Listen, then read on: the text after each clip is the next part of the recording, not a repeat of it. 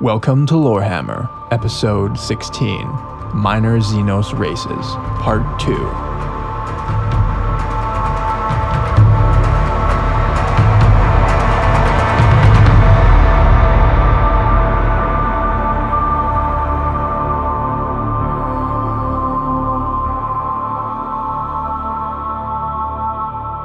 Hello and welcome back to Lorehammer. My name is Eric. And I'm a Kroot guy. This is Jordan. And joining us today, we have Tim. Thank you for joining us. Good to be back, guys. Thank you for having me. Of course. It's a blessing every time you get to come to hang out with us. Blessings like of we Nurgle are the blessing, be upon you. Curse. Yeah. Please They're take the it. Same. We need more to join our cause. I mean, I'm not going to lie with you, but that's normally Mark's area of expertise, recruiting. Whether he does it voluntarily or not. Mm-hmm. Well, this is our 16th episode and first of the new year. Yeah, I suppose it is. Yeah. Happy New Year, everyone. Felicitations. Yes. Salutations. It's just another year. Congratulations. Do they do You're another year closer Do they to do death. New Year's in 40K, like in the actual the universe? The time passes so quickly. Like, I don't know if there would be a New Year's celebration. I know they do, like, every now and again, they, like, do joke festivals. Like, the day of the Emperor's Ascension is, like, Christmas or whatever. That's Christmas. Yeah, Time flies when you're committing mass genocide. Yeah, there's no time to focus on the new year. Yeah. They only separate things by how much land they've conquered. That's how they do it. How long is a year in like Standard. 40K? Yeah. It's Like- standard. Like Terran. ours. Yeah. 365 days. Yeah. Wow. But it's like That's crazy. Like everything, like a planet's single year, like they'll have their own calendar, Oh. and then you'll have like your There's like the Terra calendar. right, exactly. Okay. So you have like a planet where like their days last like 2 hours, Yeah. and their years might last like That's true. 7 'Cause million every days. system is every different, cycle so- is different, right? okay. So then you also have your Terran calendar that you have to keep up with. You need Right. a separate watch. You need 2 watches, Ugh. one for Terran time, one for your planet time. Well, I guess January 1st was the end of our logo contest. So much success Gasp. in that. Yeah, a lot of great participation from all you guys. Thanks so much. I'm personally a little butthurt, though. That we only had one person. No, that none of my drawings were accepted. None of my doodles were accepted. I drew Stickman, Yeah. I traced over other images, and nothing was accepted. Yeah, we can talk about that privately if you want. You want to hash this out right now? Yes, I'm butthurt. Okay, they suck. I mean, I don't know what else to say. What, and my first logo I did also sucks? Is that what you're saying? No, that was just not yours. Okay.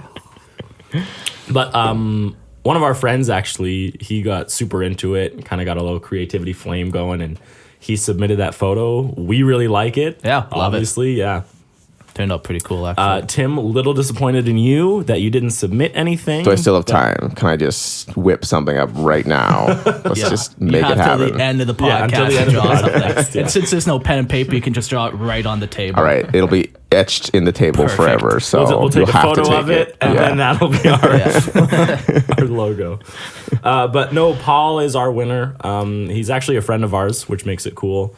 At some point, he will be on this podcast, hopefully. But thank you, Paul, for making that for us. We really appreciate it. And a nice little $50 gift card is coming your way. Yeah. So you can spend it on... If he responds to my text message. Right, I saw that. He might respond to it now that I've called him out on it. Oh yeah, okay. I was tempted to do the whole like, womp, womp. Wah, wah. But that's exciting. In the new year, we did have plans to like do some changes to our podcast, but we're kind of Well, we did have a big change. Look at the table setup right now. wow, we're all around the table. We used to be around 2 tables. Now we have 1 table. So we That is a change for downsized. us. I could barely recognize it since the last time I came on board. I was so confused. But there were some. We're still in the process of determining some changes that we want to make. Honestly, I thought we'd be in a different place episode wise when it came to this. So, but that's fine. We do have one more little segment that we're going to do today. and we called it Pictionary, but with words. Whoa. So Yeah. what's going to happen is Mark is going to roll a dice, and there's 4 of us around the table. And then that person has to come up with a topic and then describe it to the rest of us. And we have to guess what it is that they're trying to tell us. So it's like charades, but only with words. Yeah. Okay. Right? You describe what it is that you're thinking about. 40K wise, it has to be in 40K. So you can't choose libertarianism. How would you describe that besides You would just just- bad? No, Jordan would just put a mirror and like look at it and be like, "It's me." I would just keep guessing hipster over and over and over. So, Mark, if you want to roll the dice. Okay. I rolled a 3, so A 1, 3. 2, that's Eric. Oh, that's me. Okay. I will think of a topic and.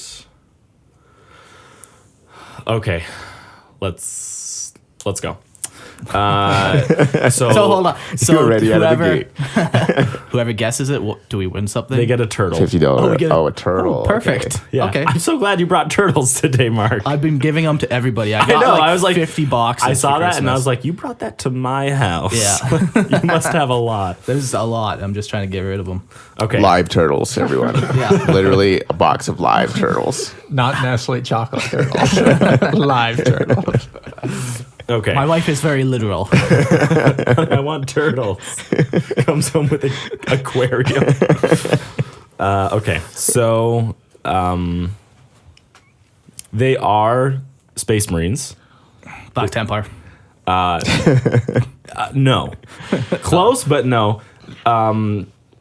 They are the veterans of a certain chapter. Black Templar. Okay, fine. They Yeah. are veterans of Black Templar.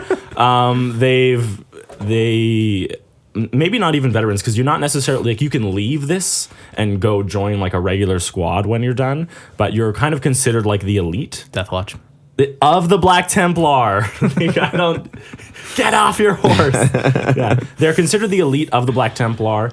They are a very close knit group, and Sword Brethren. yeah, that's the one. Oh, The I was gonna Sword say Brethren. what Emperor's Champion or whatever. But you can't leave that, right? No, you're chosen as Yeah, you're Emperor's chosen. Champion. Okay, Yeah. I wouldn't leave. The yeah. Sword If you were Brethren. chosen, why would you leave? Right. Yeah. Yeah. Like you get a vision from the Emperor. Right. And then like you'd have to. Then you carry wet it. your bed, and then you're like, I don't think pick that up your Mark. You sword. get a turtle. I do get a turtle. Oh, yes.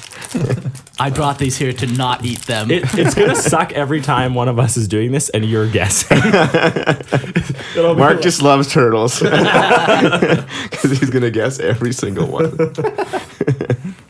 Yeah. So that's our Pictionary, but with words. So it'll be better when it's Mark describing it because all of us will be completely lost. It's going to be a much longer segment. Yeah. Because you said Space Marines, I instantly knew Black Templar. I don't know. It's the first thing that always comes to my mind Yeah. when I think of Space Marines. Your default, yeah. But I think anything else we want to add before we get into the meat of what we're talking about today?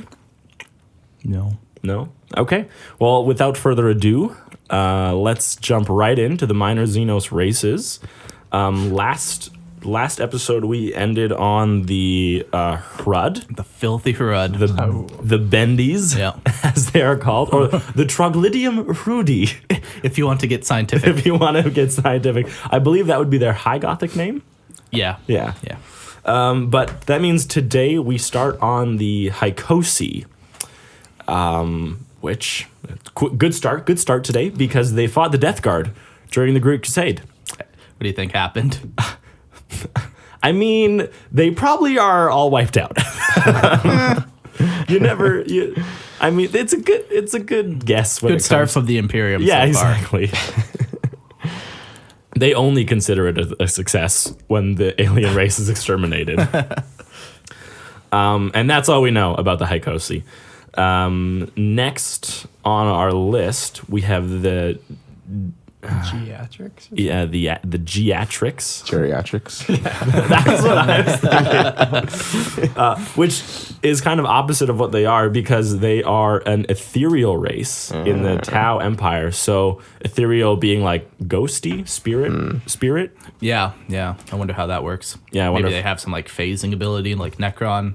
I almost give like them that. I almost like to think of like a cosmic being, like one that's like made of like swirling energy or whatever, Gas or something. Yeah, like gas. Stardust. There's that one, that like dust creature. Oh, yeah. Like this is like, that one's a little more corporeal. This Yeah. one is definitely, ooh, right. And they are at home among the stars, which kind of lends to my image of them being like a cosmic energy being, right? Just because they're. I forget, were they home among the stars? Like, did they use spaceships? Yes, they were spacefaring. Yeah. Yeah. They weren't just floating around in space being No. space ghosts. It says they have a skill at spacefaring. Oh, okay. So then, yeah, they must use ships. Yeah. And I think like that's probably why the Tau really want them, is because the Tau aren't great at spacefaring. Now, if you're ethereal, like, are you bound by like oxygen and hydrogen and carbon and all that kind of good stuff? All those element, like, or could you just float in space? Like, Imagine you could. same here, because like ethereal to me like also exists on like some other plane, Yeah. right? So like what the knowledge we have of like carbon-based life forms, like as soon as you bring another like dimension of reality into it, it kind of throws all of our logic out the window. Because then you don't have to like be a slave to those rules, right? So the next one we're going to talk about is the Jerichobos. Chocobos? Jericheros. the Jokaero. Yeah. I didn't hear the difference between how I said and you said it. That's because you can't read. Oh. We talked about them in our second episode. Yeah. With the old ones. They were originally created by the old ones, Yeah. and like way back when like the Eldar The were War in made. Heaven. Yeah. Yeah. And so that means like they are like millions, like 60 million, if like way more than Yeah. that, years old. Yeah. Like this is one of the older races in the galaxy. Yeah. Oh yeah, these are the 8 men, right? Yeah. Okay. So yeah, they look like orangutans essentially. Orange monkey creatures. Wow. And Orange with like cybernetic enhancements too. Like when you Yeah. see them. yeah, Can you actually play them? they Okay. have a miniature. Yeah. Really? Just one. Like they don't have like an entire range. There's just Okay. one. And you play it with Tau. No, you play it with Inquisition. Oh, okay. That's crazy. Yeah. So they were created by the old ones, along with the Quark, and their specific purpose was to fight the Enslaver Plague. So if you want to know more information about the Enslaver Plague, Yeah, and that or whole go war in listen- heaven. Yeah, go listen to episode 2. But rough idea is it's a bunch of warp beings that tried to conquer the galaxy and was enslaving the galaxy. So the old ones created the Quark and the Jokaero to fight them. By the time though that the Jokaero were created, the old ones were already fought back by the enslavers, like. Because the old ones, they went around and seeded places, so it's not like they created like fat grown things or whatever. I put it on silent. But yeah, so Yeah, the Jokaero, like they were growing and evolving, and then in that period of time, the old ones were defeated by the enslavers. Yeah, exactly. Right, so like they So they have no purpose anymore. Yeah, not really. Pointless. Yeah. Which is interesting because they've still managed to survive. And the cool thing is like how they are bred to survive and how they're bred to like exist. Now in like a culture setting, like they live in family groupings of roughly a dozen individuals. so they're pretty like, I would say not very common. Like I don't think there'd be a lot of them. No, like if they like they only exist in like a group of like 12, like that's Like that's one, not a big breeding population. No, like a couple bolter rounds in that Oh, entire. jeez. I mean, what? Endangered species. What did you want me to say? Like the apes of our world. Yeah, but they're everywhere. Yeah. Right? Like they're not limited they are- to like a Oh. single planet. Yeah. They are spacefaring. But Yeah. not because they want to be, but because they need to be. Yeah, so the whole purpose they find in living is just to survive. That's all they care about. They don't care about any politics or mining minerals. Like, all they want to do is just survive. Yeah, and like- they'll do whatever it takes to survive. But like as soon as like they reach an area where like it's easy to survive, like they stagnate. right? Yeah, There's no reason for them to move or leave this area. Yeah. But so also families can like travel together, and they are led by like a matriarch or patriarch. So just like there is like a leader of the Jokaero of like these families. And I'd imagine it'd just be like the strongest one, like maybe the smartest, maybe the one who can sense danger the most. Yeah, whatever Yeah. provides the most survival. Yeah, exactly. Yeah. And they have no known language or culture or anything. Like, they got nothing beyond survival. That's all they do. Like, I'm sure they communicate somehow, but it's not English. Like, it's probably more like grunts and pointing. Yeah. Just like caveman. Yeah, exactly. And they make their own ships. They're like... They do, but it's like... The weirdest ships ever. Yeah. Yeah, they make these like lattice like ships, like think like a fence lattice, how it's like all hexes and like Really? and like just open to space, and Wow. like they have like shield generators, I guess, protecting them, but like it's just this weird shaped thing. It's not. Wow. Yeah.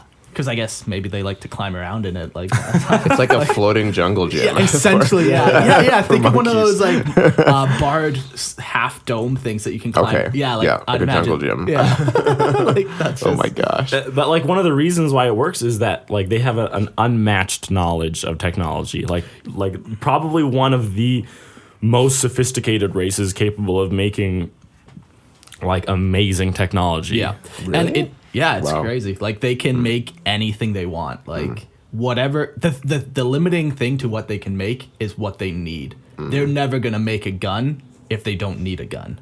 Yeah. But it's kind of interesting. So they were created by the Old Ones, along with the Quark, who later become the Orc.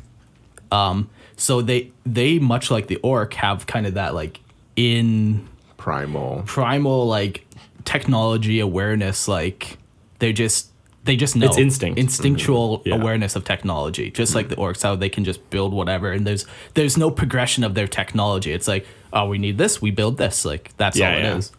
It's not like they went from like They had to learn it. simple tools Yeah. to gunpowder. Like they literally just create lasers if they need them. Yeah. Right. Like Yeah, it's just built into their genetic code, just like the orc. and they specialize in astrophysics and miniaturization technology. So digital weapons, which is common on like more like higher up humanity. Yeah, like, a regular space marine might not have one, but like No, like they're a favored weapon by like high lords of terror or political leaders or even assassins. because it's like a ring, right? Yeah, it could be a ring or it could be whatever type of small little jewelry or whatever piece that you can kind of conceal, but yet protect yourself. Yeah, so But- it's like a laser.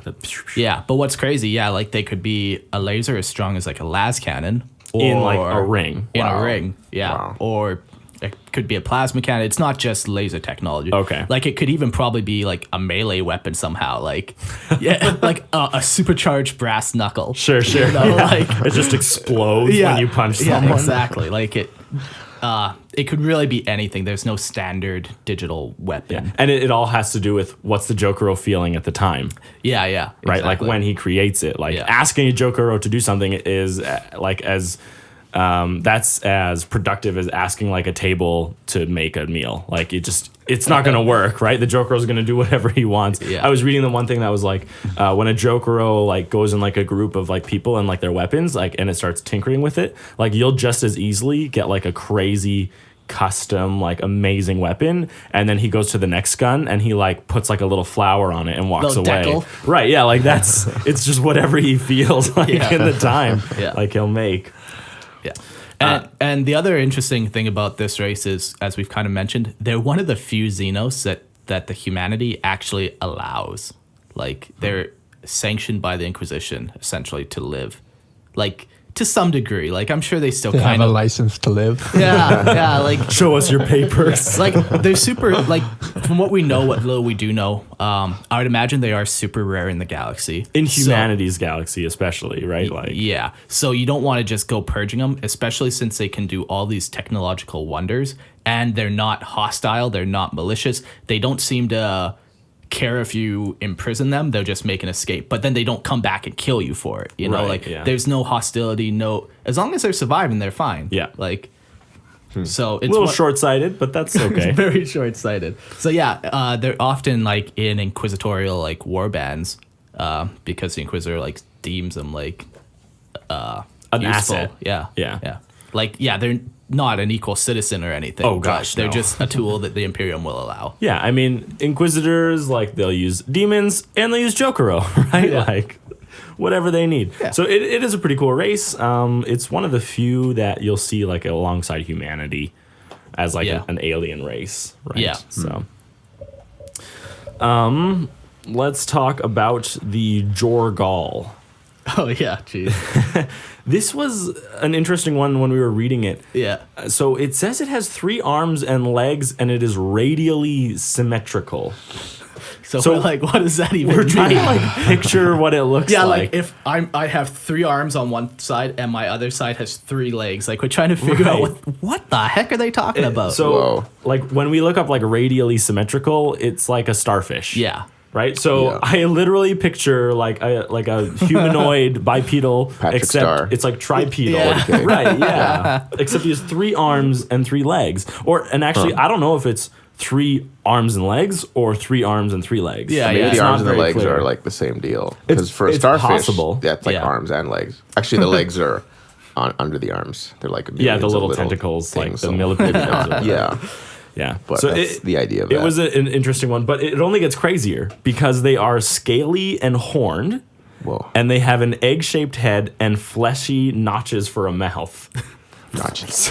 Yeah, like you think like you're starting to get a picture like, okay, like kind of like a starfish. So like I picture their body in the middle and the Yeah, yeah. appendages, and then it's like, no, they clearly have like a head. Yeah, they are some type of humanoid almost. Yeah. Like, yeah, Like- it's not just Tripedal. I don't know if that's what it's called. Tripedal. Their blood is foul smelling and crimson red, so kind of like ours.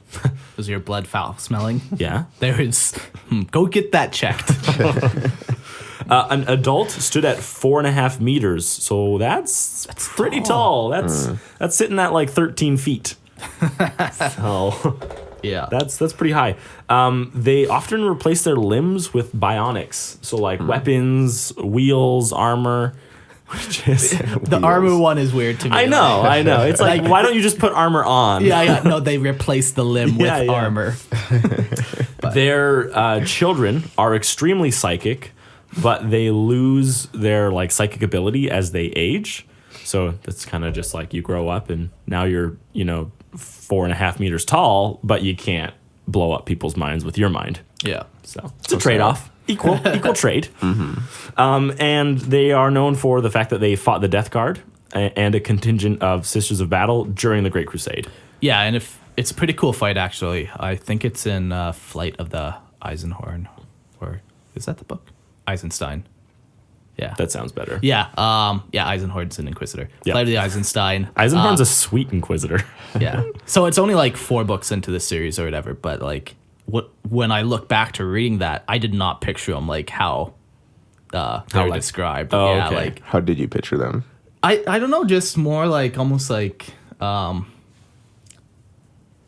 just with lots of legs, like 3 sets of arms Right. and 3 sets of legs, like just Yeah. kind of more like Like a lot of legs. yeah, like not like a starfish almost, but The radially Yeah. symmetrical really like think- tosses me for a loop on Yeah. this one. Probably radially symmetrical at the bottom, and then there's still maybe like bipedal or whatever you call it. Like, Yeah. like if they have a head, like a body, and then the legs are all.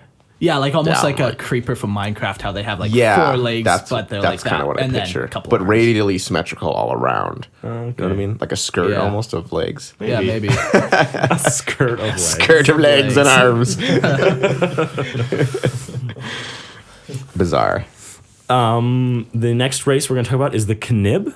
Yeah, we've talked about them before, way back with the old ones. Yeah, they were definitely created by the old. I mean, technically, you could say that all life is created by the old ones. Well, no, technically you can't. You but could. No. You could. Debatable. I could say it. I just said it. I literally just said it. You got me there. Your word logic. They were created by the Old Ones, and they are described as having 10 limbs and festering. That's what we. That's what we know about them. That is all. Festering. Someone was like, "Look at those 10 limbs," and then someone else was like, "It's festering," and then they left, and that was all they got. Yeah. I wonder if they're still around. I don't know, because like they were created by the Old Ones, so they're super old. Yeah. The reason I would think yes that they are is because it doesn't say they've had contact with humanity, and almost any other race is more accepting of races. Yeah. Okay. They didn't make the extinction list. Right. Exactly. They didn't even make the contact list. And no wonder like everyone is trying to kill off humanity because like humanity's a we're plague. just like we hate you all. We're gonna kill you all. So yeah. The next race is the Kellett. Let me. All right, Mark, you give us your insight. Khaleesi. do they fly dragons? They do, yes. Okay. Well, actually, we actually think they're wiped out by the. It doesn't say they are explicitly wiped out, but they were contacted by the Imperium during the Great Crusade, so they're kind of almost any race that the Imperium like contacted during the Great Crusade was on the losing side. So it was they fought the Ultramarines actually in a kind of section of time called the Kral Compliance. So I love that they call it compliance, where they're getting alien races to comply, but like comply with their own extinction. Yeah, exactly. Like. Yeah. Are you okay with that? Can you comply? Will you comply? We will wipe you out. Are you okay with that? If you do not comply, we wipe you out. But your compliance is being wiped out. We're giving you kind of a choice here. They're known for their monomolecular edged weapons, which when we talked about it was like that slimy race. Yeah, I forget their name. They're near the end, though. Yeah, they were. Do you remember that one, Jordan? And they had like the monomolecular... filament. Yeah, they like dressed. They like traded for like crazy like bones and like crap, and they dressed in like really raggedy clothes. Yeah. But so monomolecular means like the edge is literally like a molecule wide. So they created weapons where like the edge of it would cut molecules. So super ridiculous. Like this will go through anything. Yeah. Like probably better than a power sword. Oh yeah. If anything, right? Yeah. Like, Wow. Roboot Gilliman, the great leader. No, the great supreme leader. No, supreme leader reboot. No, what do you call it? You'll get there. I don't know if I will. Have an off day. When he fought them, when the Ultramarines fought them in the Kral Compliance, he actually took one of their weapons. Yeah, and it's called a friction axe. It was part of his primate armory. And he let one of his like sergeants or someone use it in a battle, and this axe is larger than a Fenrisian battle axe, which it's Space Wolves, so I'm assuming it's overly large. Yeah, right. Yeah, like probably. Space Wolves do everything because they need to. They're very loud. Yeah. So this is they got a lot to make up for. So. Right. Exactly. Wolves on wolves. Anyways. So it's bigger than a Fenrisian battle axe, but the Ultramarine that was using it, like he lost an arm at one point in his battle, and then he was able to wield it with one hand, and he says it was surprisingly easy to wield with one hand. So a weapon that can cut through like on the molecular level, larger than a Fenrisian battle axe, so pretty large, and like a regular Space Marine can wield it in one hand. Wow. Pretty advanced tech, yeah. What's like the Imperium's policy on using like alien weapons? If you're you know what I mean? Yeah, it's kind of like it's that fine line of heresy. It's is definitely like a gray by the area, Emperor, or It depend a lot on like if you're fighting for a Space Marine Legion, like sometimes it would be dishonorable depending on the legion, right? Because it's like a shame upon bolt weaponry, which is like the Emperor's creation, and others see it like use whatever tool you have to get the job done. Yeah, and then like the Mechanicum would not allow any Xenos weaponry, like in my mind at least, because they believe like their machines are holy. I'm pretty sure they do take tech though, like from Xenos races, and they'll use it. I don't know about the Mechanicum doing that. Maybe they do. It's possible. But to me, like, they're so religious about their own technology that they wouldn't really find that. Like, you're always going to have the odd people who find it. Sure, the outliers. Stuff. Yeah.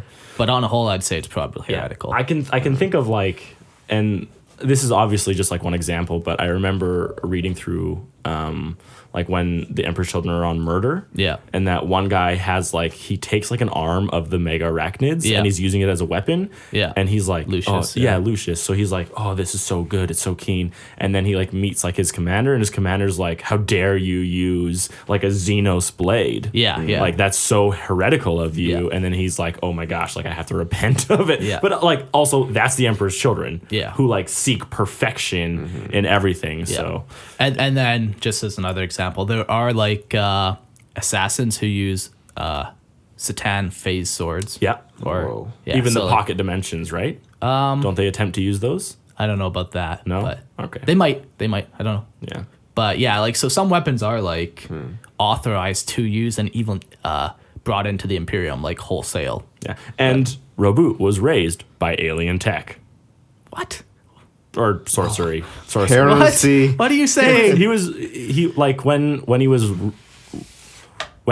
reawakened, it was with magic sorcery. Okay. Yeah. Right? So like we know like at some point like Xenos like they're are allowed a little bit. So it probably has a lot to do. But that's so retarded, that whole storyline. It doesn't matter, it's canon. It's gonna have a lot to do with the personal conviction of like who is fighting, right? Yeah. So the next one we're going to talk about is the Kela-kid. Kela-kid. The Kela-kid, oh, this is crazy. They are a reptilian race, and they are larger and stronger than Astartes. And they're described as dragons. Yeah. So, like, I wonder if they're, like, actually, like, that's all the physical description. I wonder if they have wings and, like, if they're actually, like, dragons. Yeah, or if they were more just, like, lizards that stood on two legs, right, and were extremely large and powerful. They had contact during the Great Crusade. So the Luna Wolves, that was Horus's legion, wiped them all out. They are now extinct. As is tradition. Yeah, but it's an interesting thing what happened with them is they had like a philosophy about war on their planet that it was only to be carried out in specific staging areas.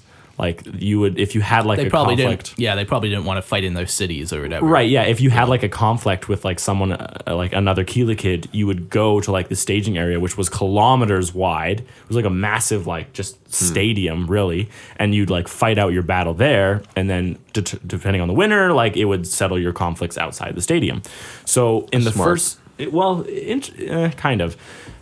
Because it's like, it feels like a lot of honor, like there's no room for like treachery in that, right? And everyone has to agree to it. You can't go assassinate a leader if like in their city, when they're sleeping, if you're going to carry out war in the staging area, right? Yeah. So to me, it's like, speaks like about a very honorable system.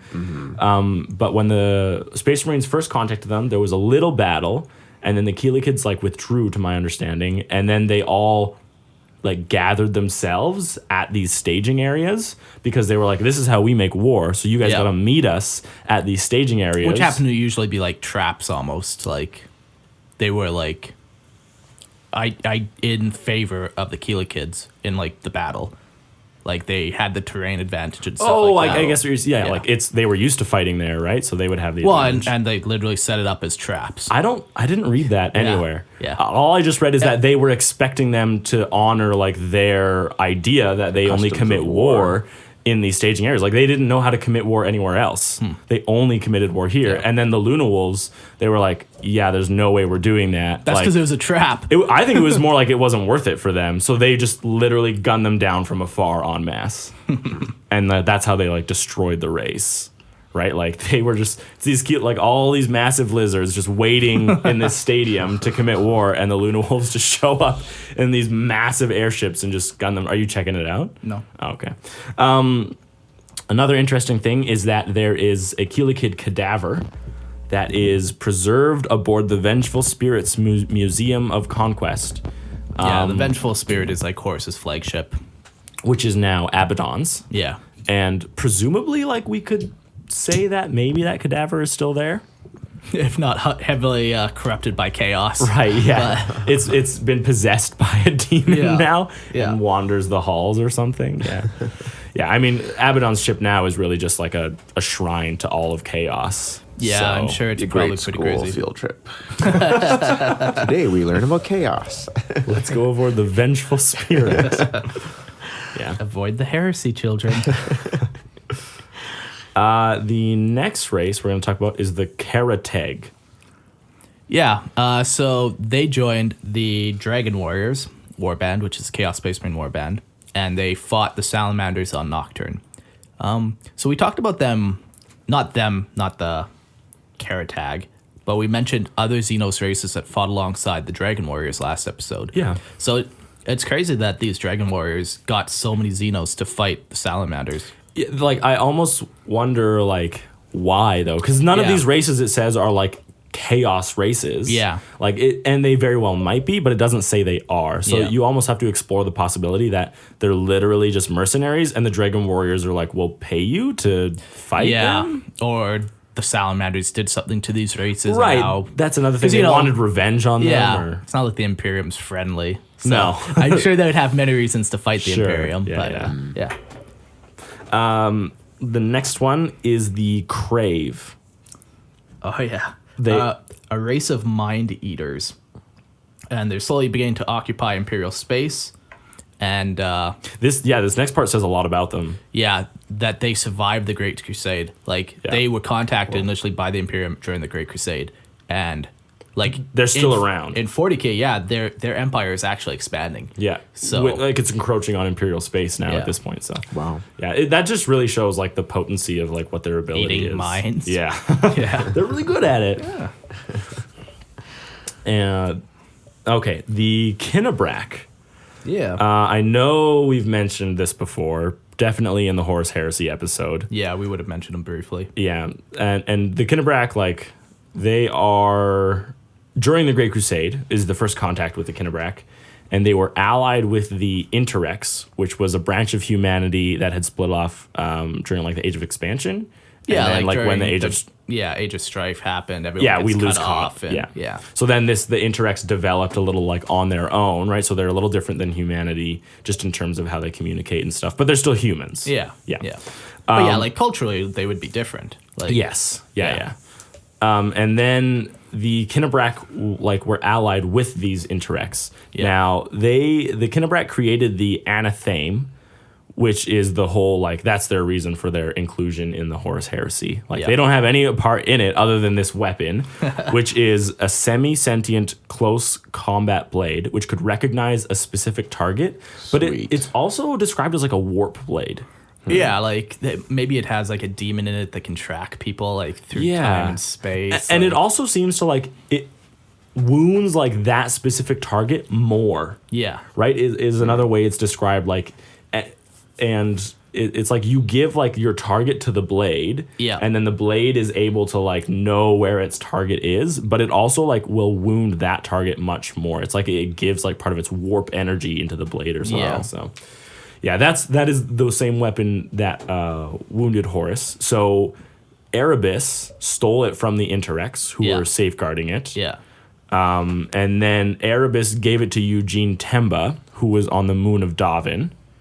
And then that guy, like, turned into this massive bloated demon. Yeah. And then he ended up stabbing Horus with it and, like, fatally wounding him. Like, Horus would die. Yeah. Right? And then this is really, like, the turning point for Horus's corruption. Yeah, at that point, that's when, like... That's when he goes on his spirit journey, right? Yeah, exactly. So, Do you think the blade had anything to do with him, like...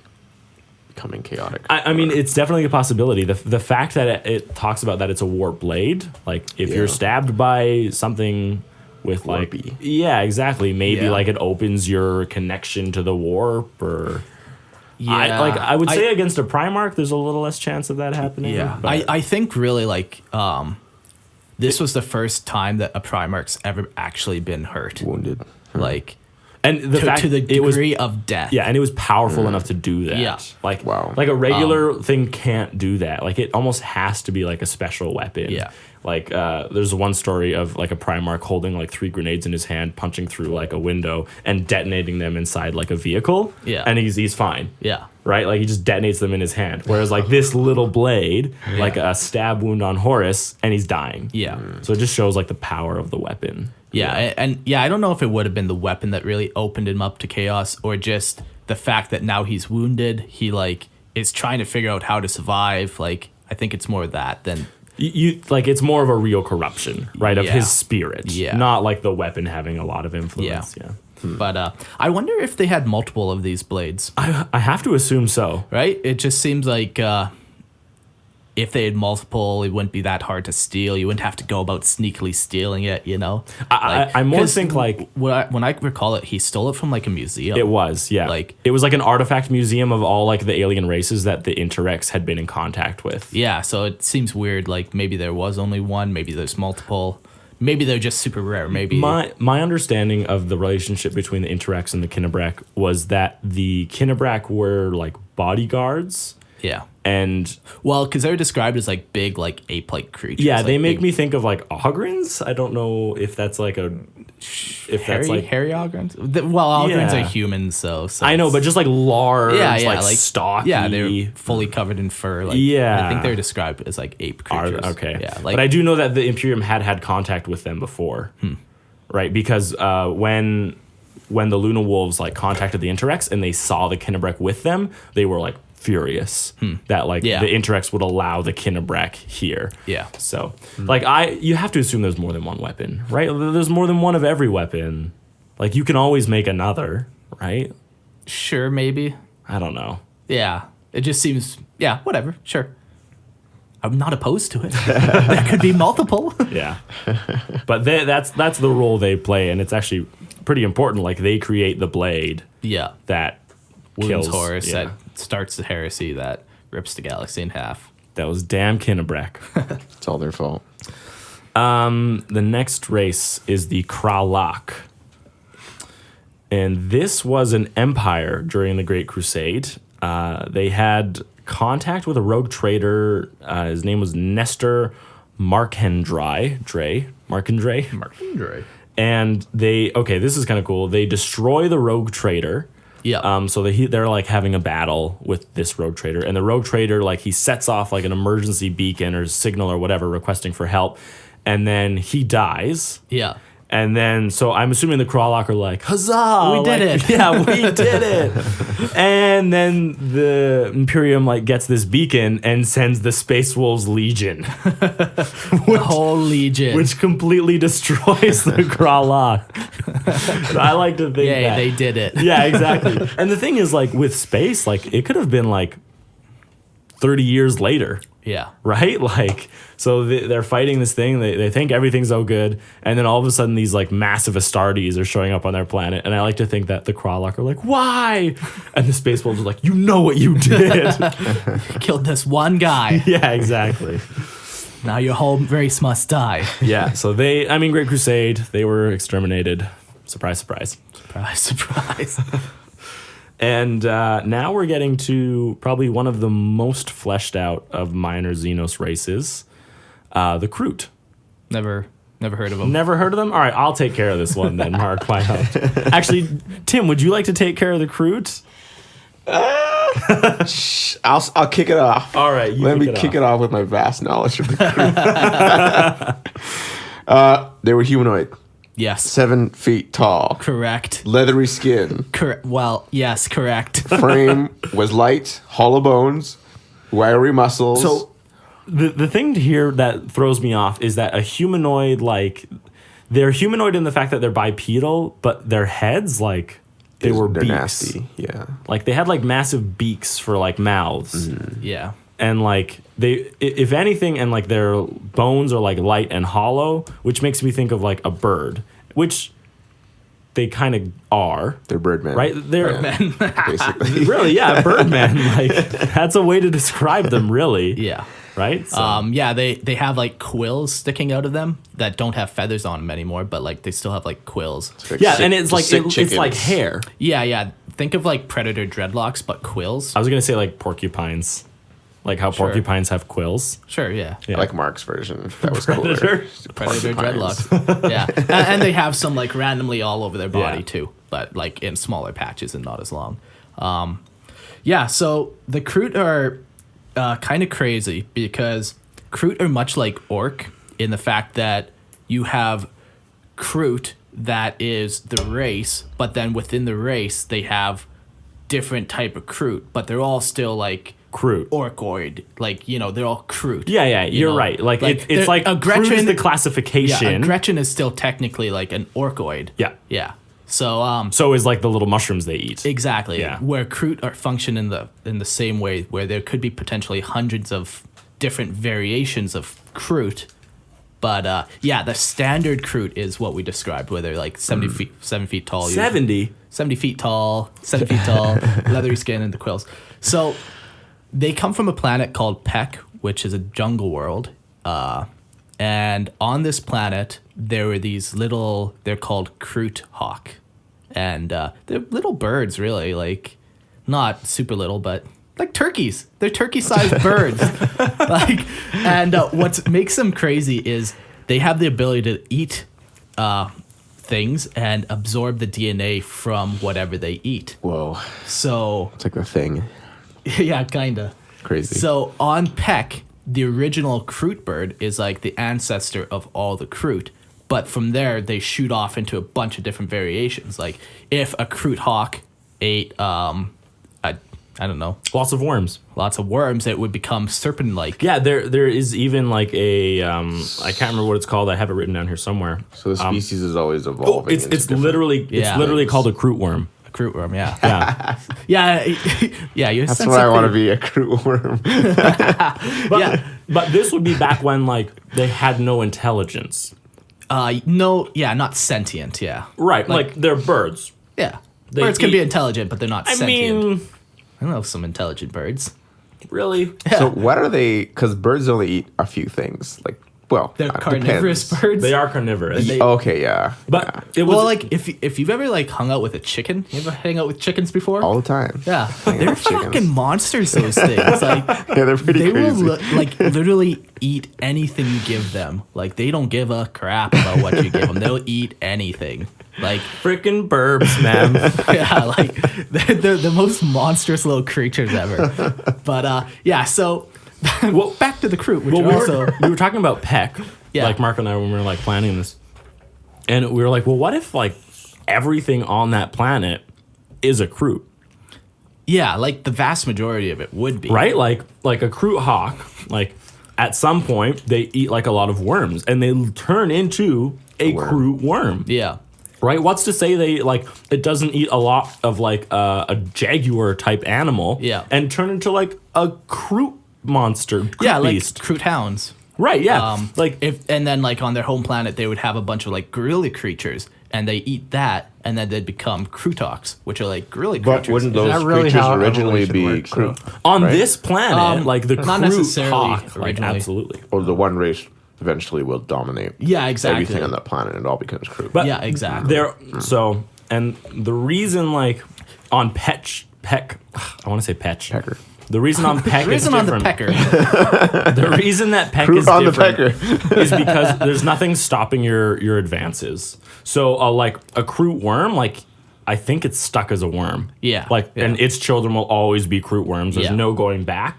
And so there's a lot of you eventually reach like evolutionary dead ends. Yeah. Where you can't evolve past. Like, sorry, son, your great granddad ate a worm, and this is all you're gonna be now. Exactly. But there's like monsters and beasts on Peck that like were once Kroot and have since evolved into these things that like the Kroot view as like terrible, and they like won't go to those areas on Peck. Maybe it's the intelligence of the creature. Like depending on exactly. How far it can evolve or whatever. Yeah, exactly. Because there comes a point where you won't be able to pick out new DNA when you eat it. Because that is part of it too. They are able to like shift through the DNA and pick out the aspects that they want. So crazy. That's the Kroot hawk. So and then they're on that planet. They start conquering the planet. Not really, but they start eating other things. They start becoming other creatures, and eventually the whole planet's Kroot. At one point in time, an orc ship crash lands on the planet, and the Kroot hawks start eating the dead orcs.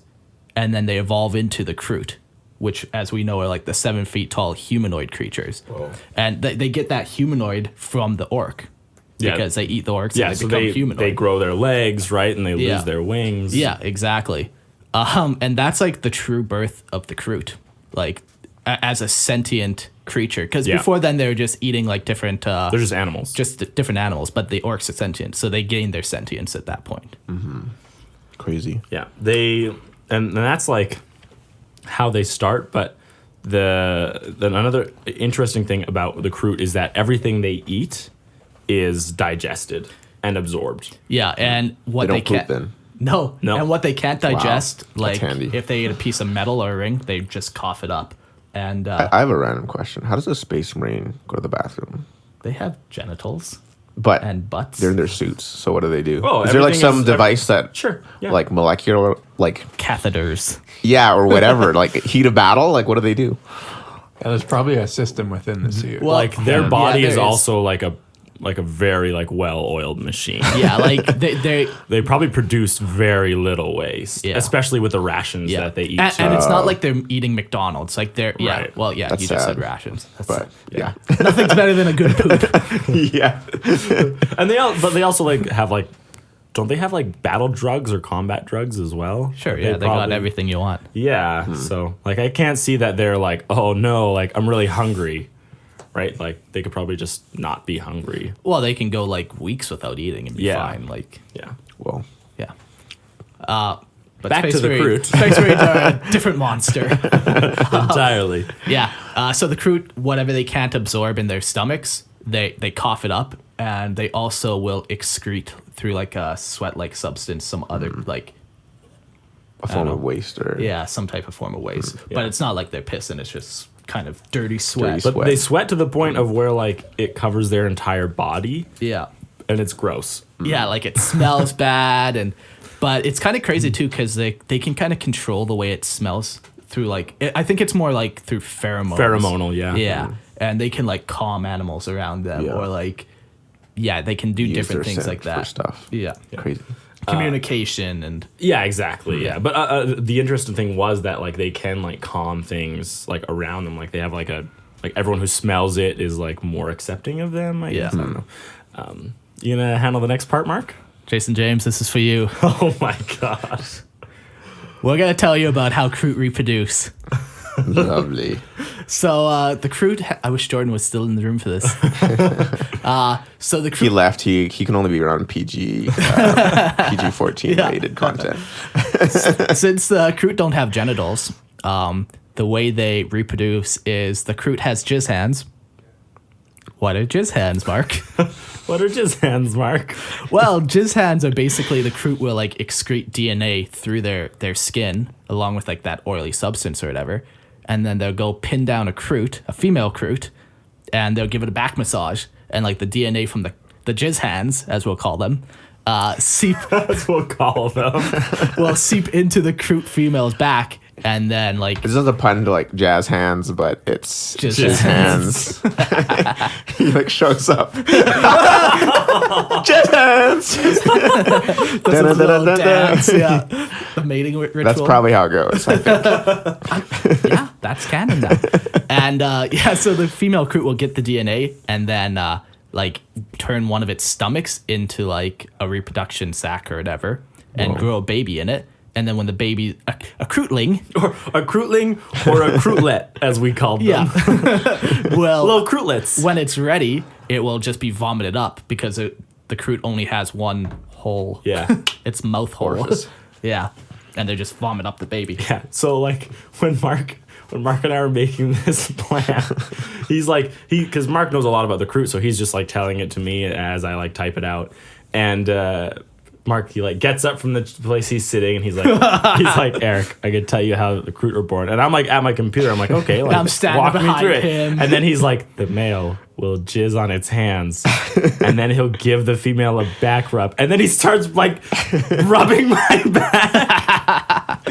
Oh, it was the most uncomfortable thing ever. Turned your stomach into a Krootlet.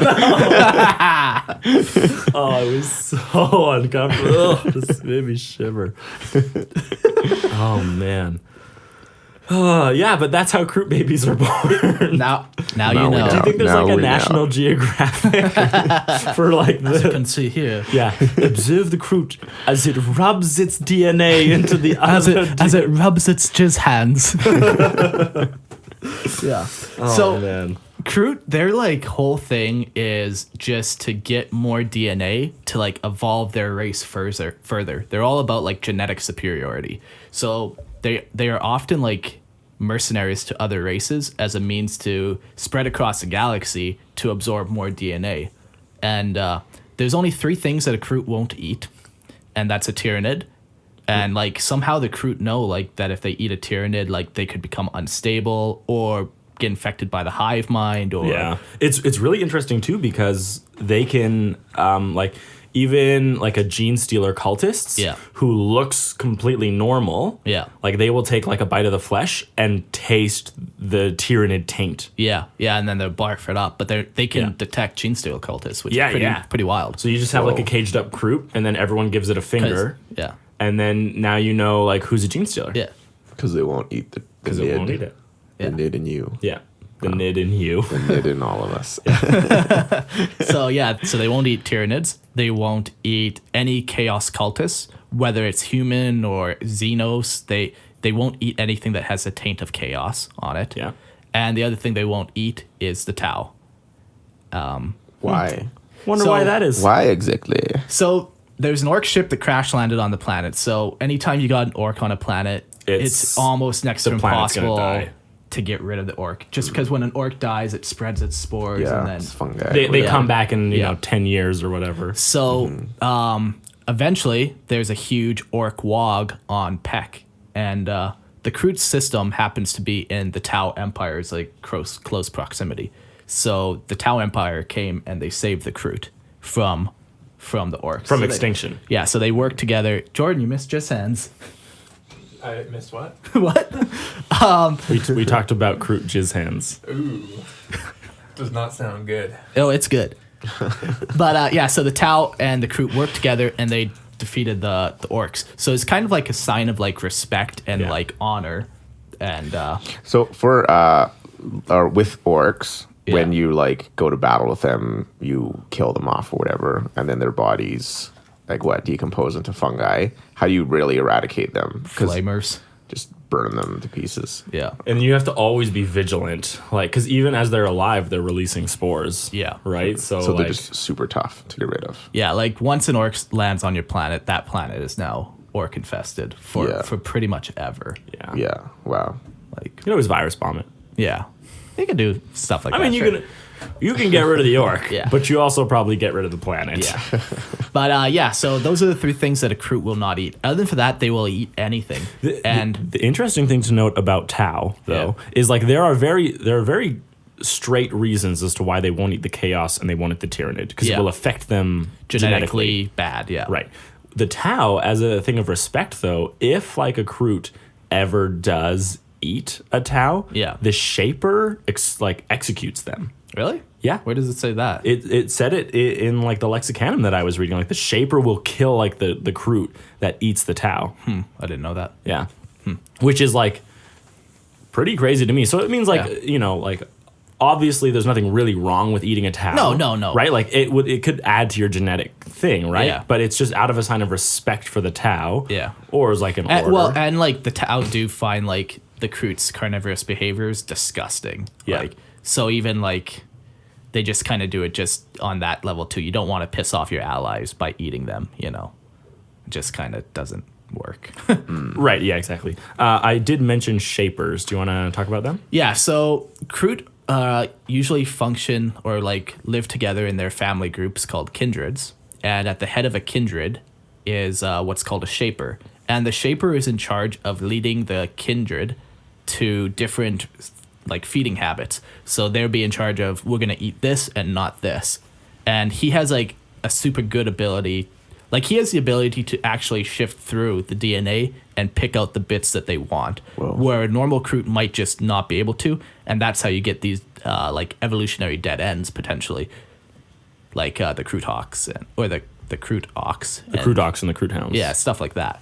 So yeah, Shapers are in charge, and they lead the other Kroot in how to eat specific DNA. Whoa. Yeah.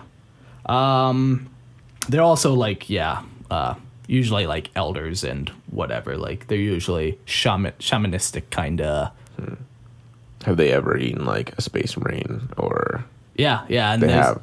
Yeah. Oh yeah. Wow. Yeah, like, and some like get the ability to like spit acid, or other might get like night fighting ability. Like depends on what the Kroot deem is necessary, I guess, or what they want. Yeah. But yeah, there are examples of it. Wow. Yeah. So I was just trying to find. So on the lexicanum mark, it does say that due to their role in saving the Kroot's homeworld of Petk, consuming Tau flesh is a crime that brings swift and deadly retribution from the Shapers. Okay, which is like it shows how like very real like they view like how very highly they view the Tau. Yeah, and I love the Kroot. Like this, they're so crazy because it can be so unique. You can get a Tau depending on what he eats. You can get, a Kroot depending on what he eats with wings, or his skin can become like chameleon like, or they could get super like buff and bulky.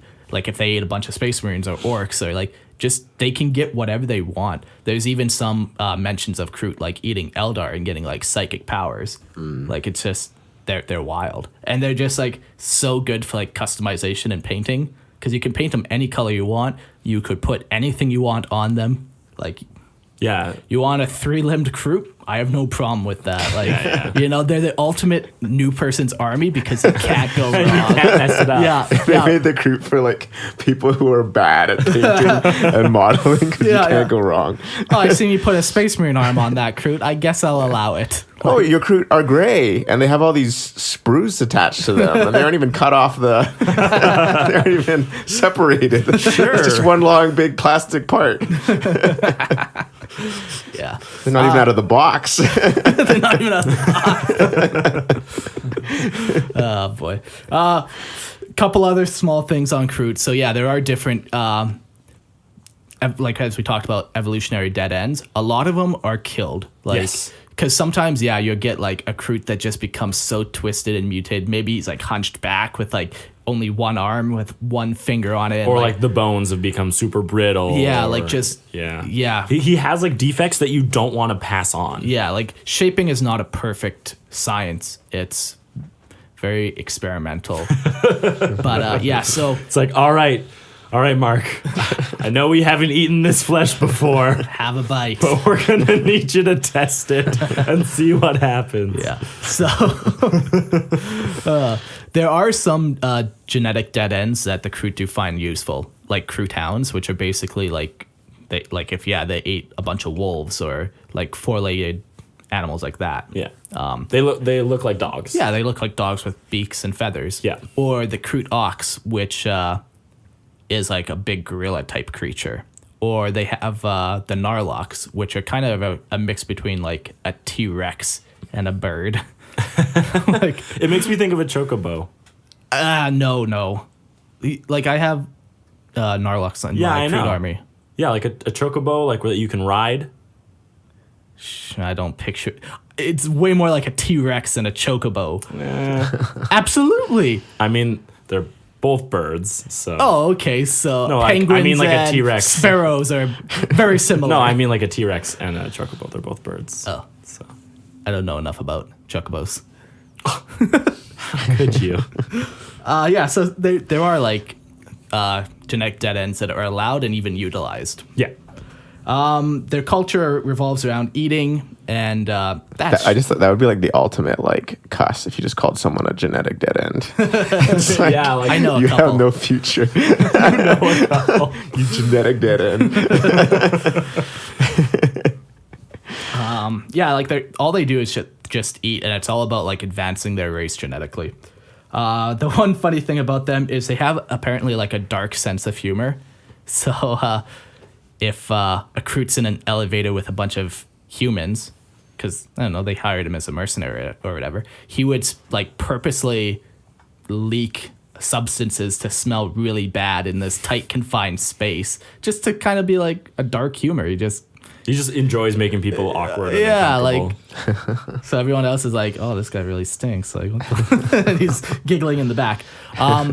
they're able to speak, like, they're very fluent in many languages. And it's very easy for them to learn they can learn Whoa. lots of languages. But their native language, they communicate, like, with whistles and clicks. And then hoots. also that pheromone. And also the pheromone,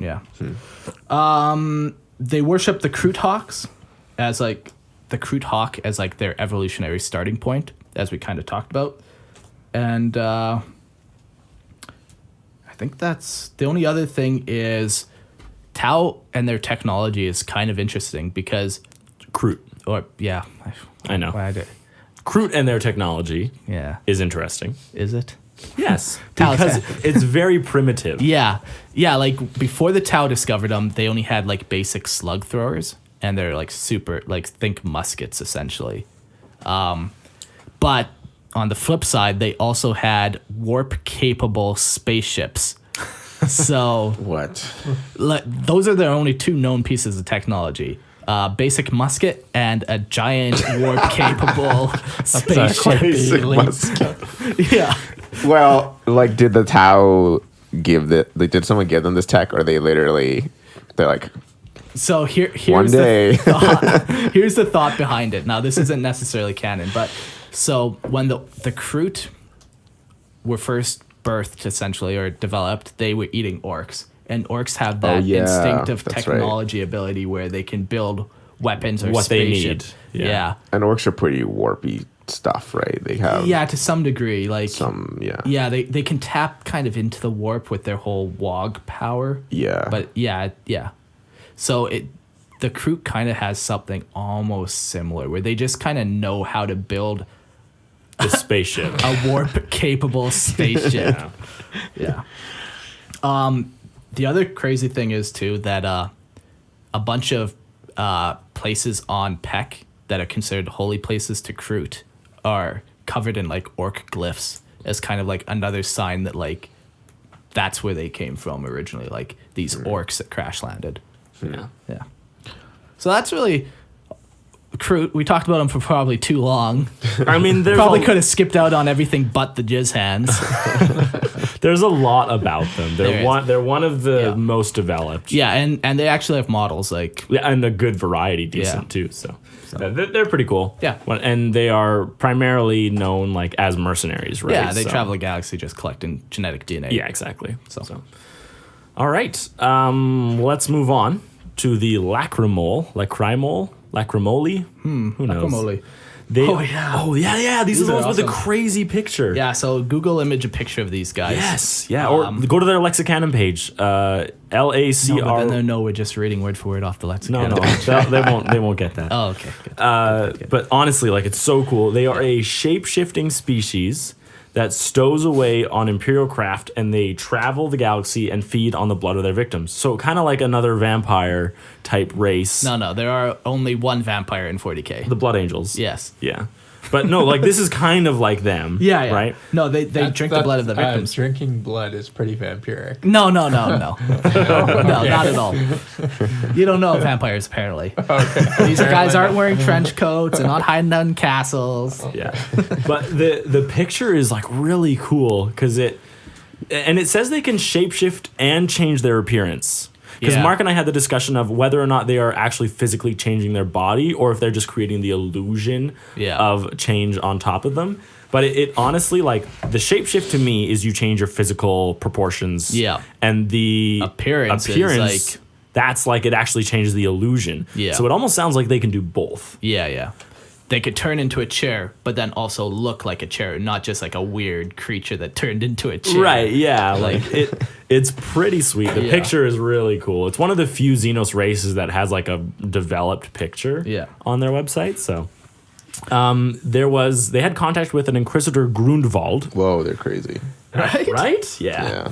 And this guy held an assembly with a bunch of other Inquisitors to declare the Lachrymal as Xenos Horrificus. This is the first time I've heard this term. Yeah. But do you think you'd hear it more often depending on what it is? Right, exactly. Because Xenos Horrificus is the human classification of a species that is considered dangerous and needs to be destroyed. Which, like, to humanity is like 99% of the races out there. Yeah. Right? Like, everything is being declared Xenos Horrificus. Yeah. right? So it's it's interesting. This is the first time I've come across that title.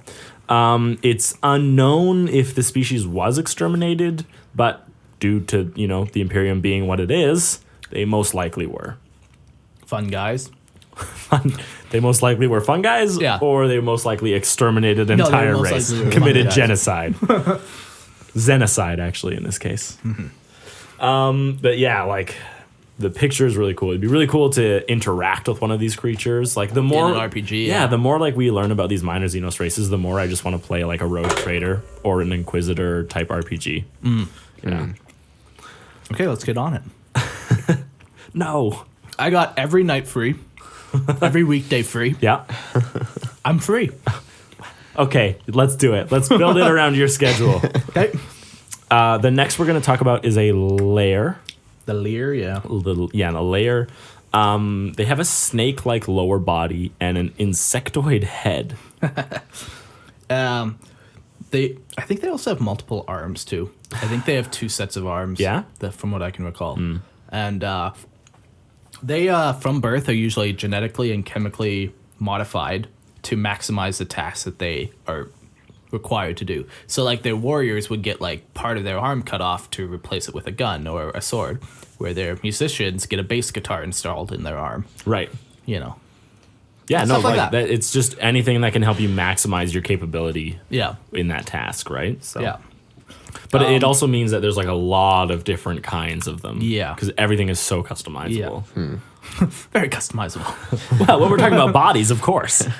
The crazy thing about them is they're one of the few Xenos that actually, like, worship a chaos god, and they worship Slaanesh passionately. Yeah, of course. they're described. You can only worship Slaanesh passionately. I would Did hope they do so. anything else passionately?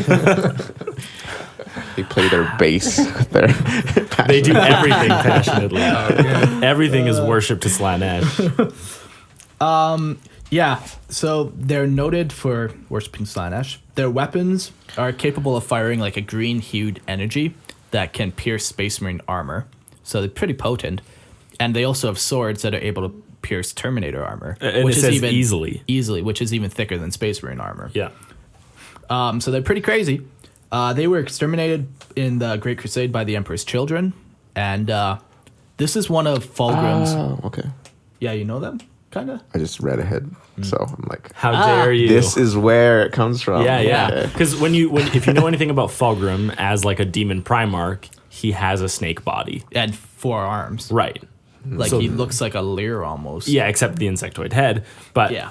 And the reason that, like, there is that similarity Is, so when the Emperor's children, like, destroyed this planet, they estimated it'd only take, like, I forget the exact times, but 1 month, and then they did it in 7 days or something like that. So it was heralded like a great victory. So as one of the like tokens of this victory that Fulgrim took was a Lear blade that happened to be like a demon weapon with like a Slaaneshi demon infused in the blade.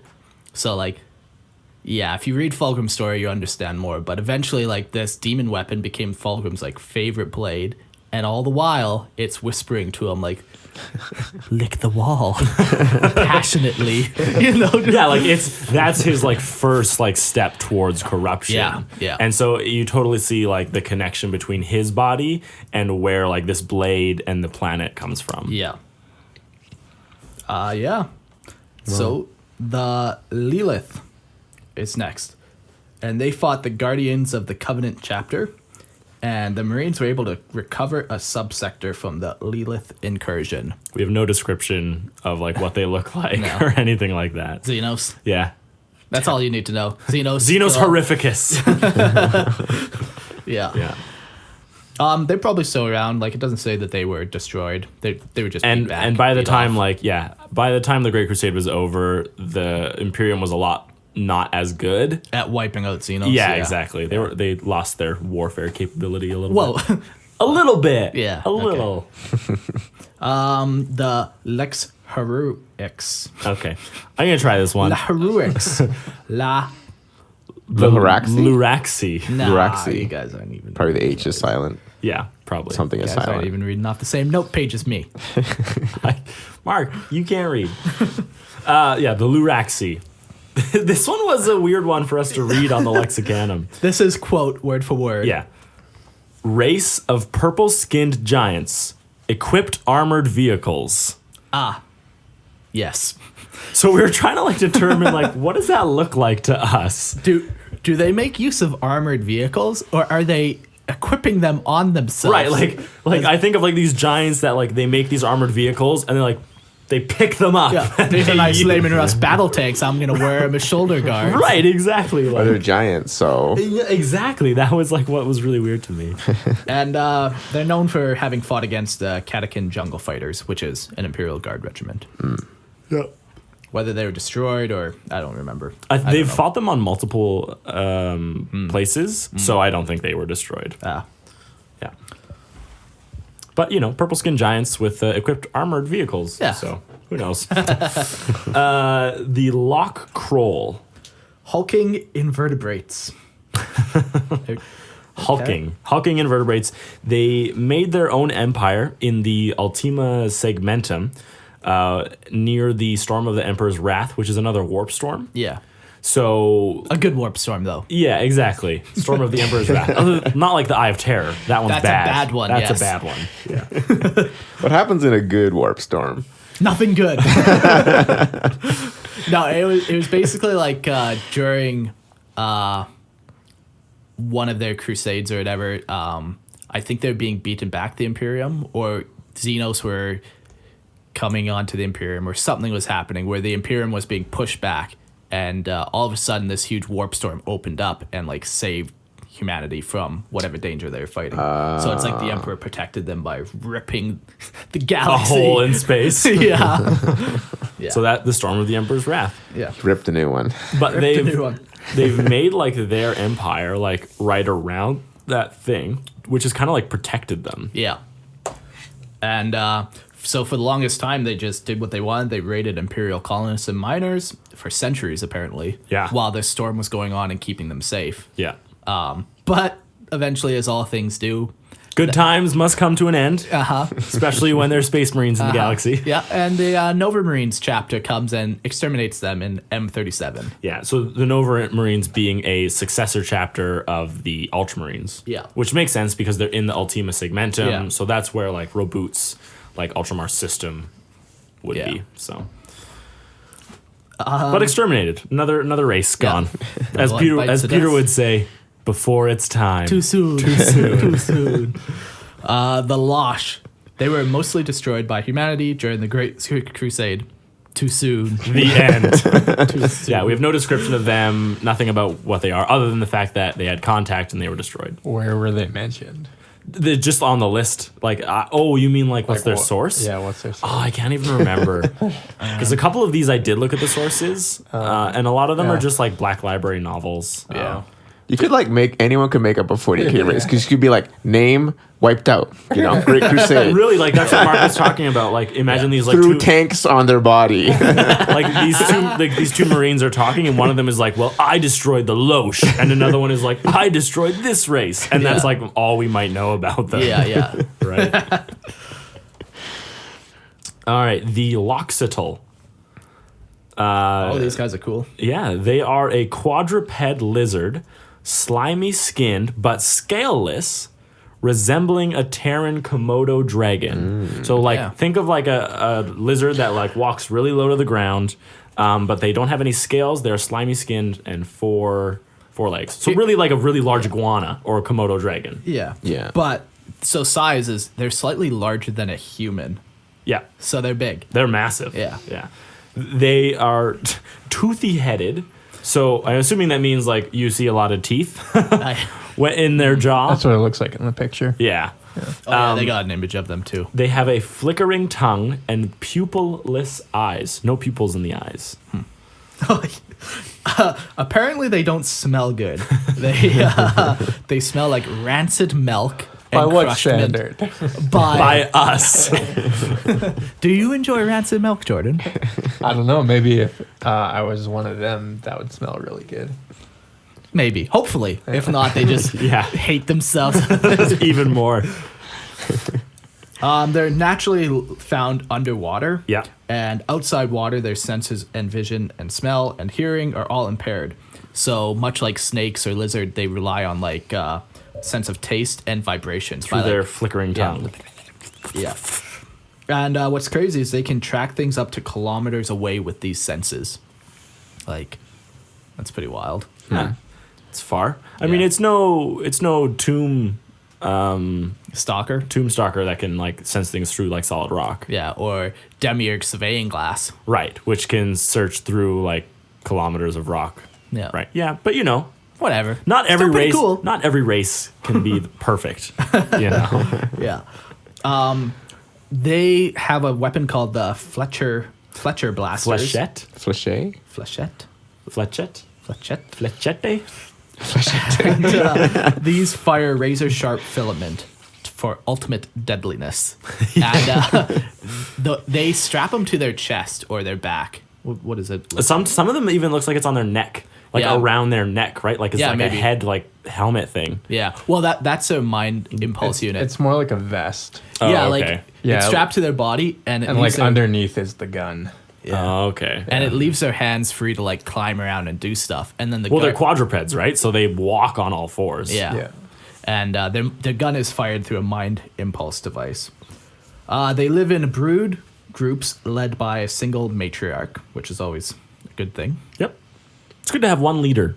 One male leader. That's a matriarch. A strong male leader. Matriarch is a female. Oh, is it? A patriarch is male. Have you not ever heard of the patriarchy? No, never. Oh, well, it's this thing that's just... These guys don't live in one, that's for sure. Well, they should be exterminated then. Quickly. They communicate through vibration and subsonic calls, so we can't even hear, like, as a human, like, we can't hear when they make the noises. That's similar to a lot of, like, even real reptiles on Earth, is, like, they don't communicate necessarily, but they know when prey is coming and stuff by vibrations. Yes, absolutely, yeah. They have no known homeworld. And our overlords, Jordan. The reptilians. Obama's a reptilian.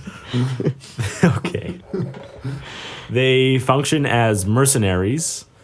They do not have their own spaceship capability and rely on other races to get them from planet to planet. Yeah, that's kind of weird.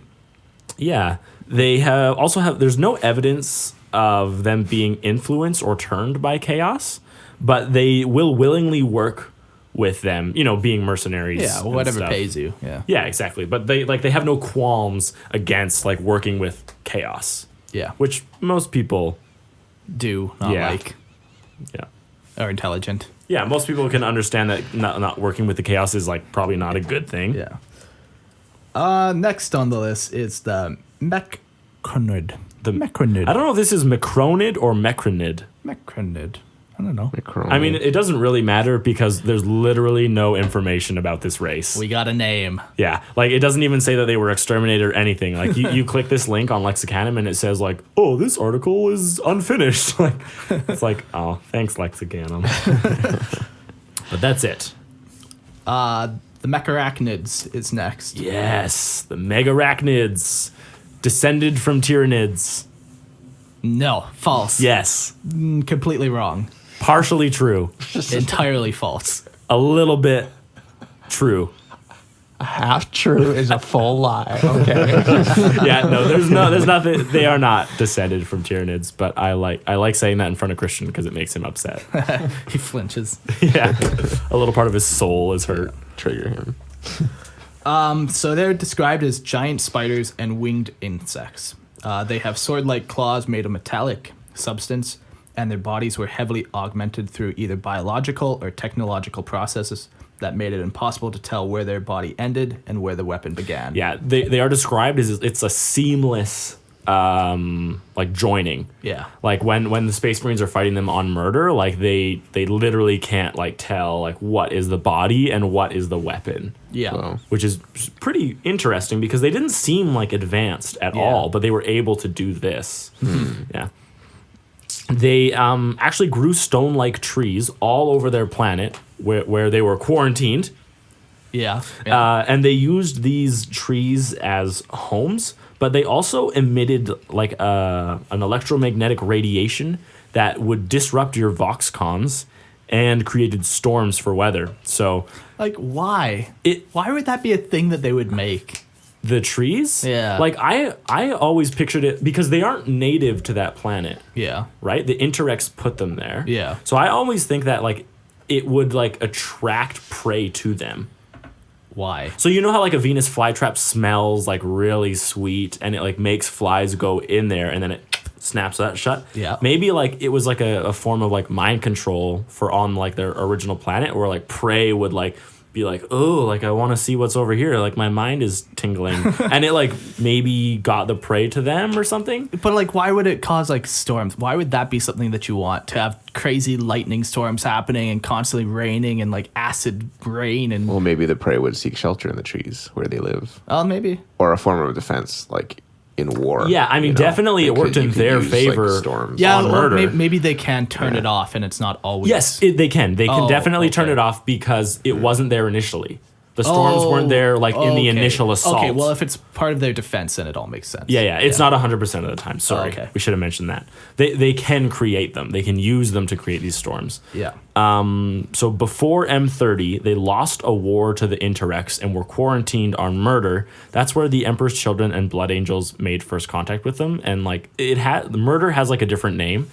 But it's like there was like a stray vox like got through this like electromagnetic disruption, and a space marine literally was just like, this is murder. Yeah. Because they were losing so terribly like, to this alien race. Yeah, and I don't know if they ever did get around to exterminating this race. They kind of just like they backed off. It. Yeah, and they lost so many like. Emperor's Children, Blood Angels, Luna Wolves all ended up being on this planet. Yeah, and even their Primarchs are on this planet. Yeah. And, like, we're having a tough time. It's like the first book in the Horus Heresy. I don't think it's the first one. Is it I don't know. It's pretty... It's in the first 3. Okay, but it's very in the beginning, and it's... Oh, it would be in the first one. Yeah, it would. It's a good one, though. It's fun to read about the murder, and that's, like, they were actually, like... satellites orbiting the planet, sending out like signals, which the Space Marines couldn't decipher because they were very musical in tone, and it wasn't in a language that we understood.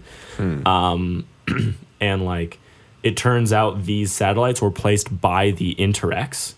And they were warnings like, do not go down to this planet. Like, don't go down here. This planet is murder. Yeah, like, you'll die. Like, yeah. And so when the Space Marines are fighting, the Interrex actually show up, and they're like, didn't you get our warnings? Yeah. Like, stay away from this planet. So in that moment, they definitely don't exterminate Murder. Yeah. And they don't say that they ever went back and got rid of them. Because and then they had this massive war against the Interrex later, right? Yeah. Because of Erebus. Yeah. So, but it's a cool story. Yeah. And they spend like a decent amount of time there. So Yeah. Wow. yeah, that's where Lucius had his blade. He picked up the Mega-arachnid blade. Yeah. And he was using it. And I know I'm just rambling at this point, but one of the reasons he really liked it is because as he was gripping it, it would cut into his flesh. Giving him pleasure. If he wasn't using it properly.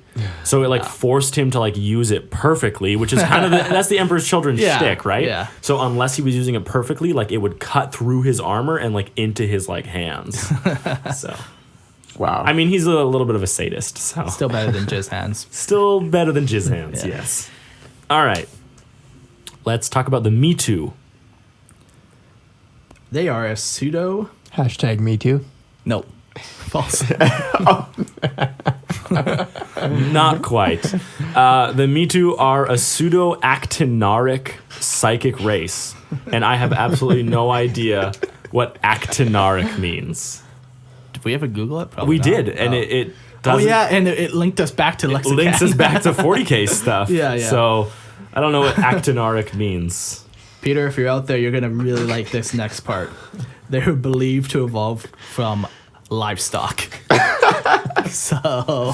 Another bovine race for you. Yeah, you're going to love it. Oh my god. They're capable of manipulating warp through biological and technological means. And what's crazy is they ran a tyrannical empire known as the Me Too conglomerate. But it comprised of both human and Xenos races. And they would ban their subjects from warp travel. Yeah. They're like, you cannot leave the conglomerate. Yeah. And every now and again, just every second Wednesday at 3 p.m., they would do the occasional call. They would the population. They would cull their conglomerate's population.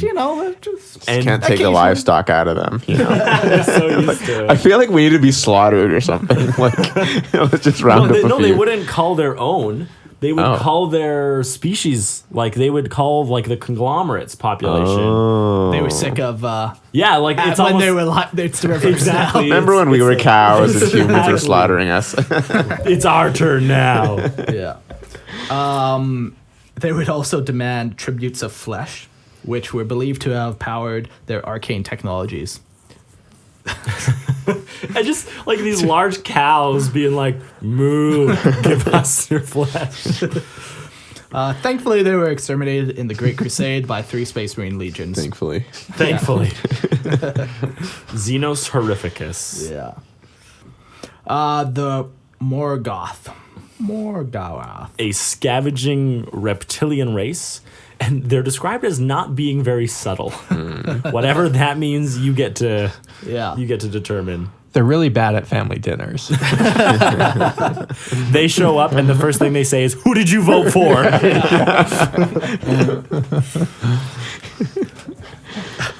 They're known for the Morgoth Burncaster, which rapidly fires self-propelled thermic rounds.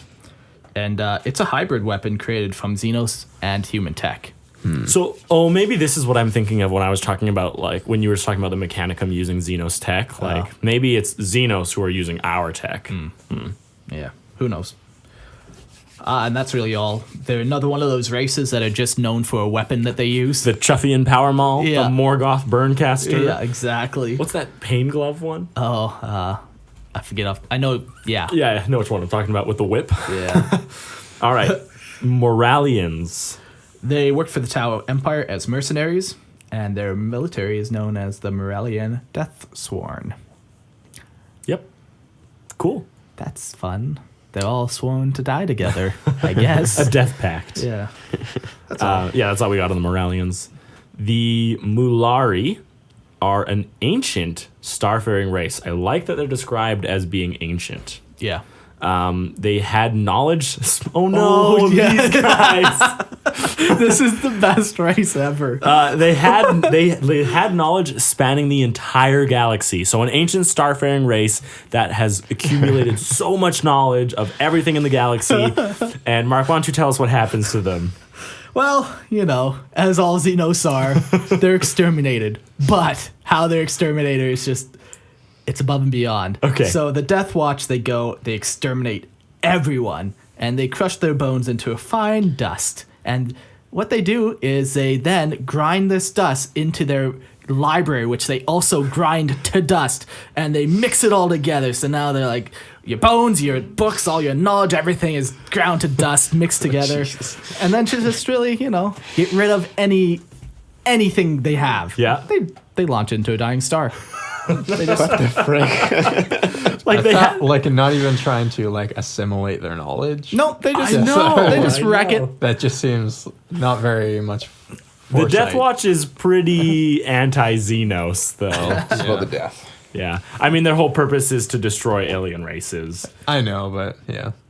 If you were to think... though, because there's the Black Library that everyone's trying to get to, even humanity. Yeah. And this, they're just like, we don't like. Maybe You wouldn't they even just need have the Black Library, almost. Yeah, if you had this, If you just but had maybe it. it's just useless information, just cooking recipes and of the whole galaxy. Yeah. Every galaxy is cooking every recipe. known recipe. Well, I would imagine it would probably have Charts, maps. mapped Yeah. out star systems Yeah. and No, it definitely and would have been... resources and Yeah. other species. It right? definitely would have been useful. Yeah. But it's crazy that it was so malevolent, right? We're we're going to take your knowledge and we're going to grind it to dust. Then we're going to take you and we're going to grind you to dust. Then we're going to shoot you and your knowledge into a dying star. So screw you. Like, that's what you get for existing. Yeah, exactly. It's not even like they fought in a war. No. Oh, man. The next race we're going to talk about is the Nadder-axe. And all we know about them is that they sent expeditionary fleets against the Imperium in M32. So... Good times. Yeah. Okay. Yep. Occasional firefights, I'm assuming, but other than that, not much. Yeah. The Nagai. Homeworld is Shagalad Lud. Yeah, it's not bad. No, it's bad. It's wretched.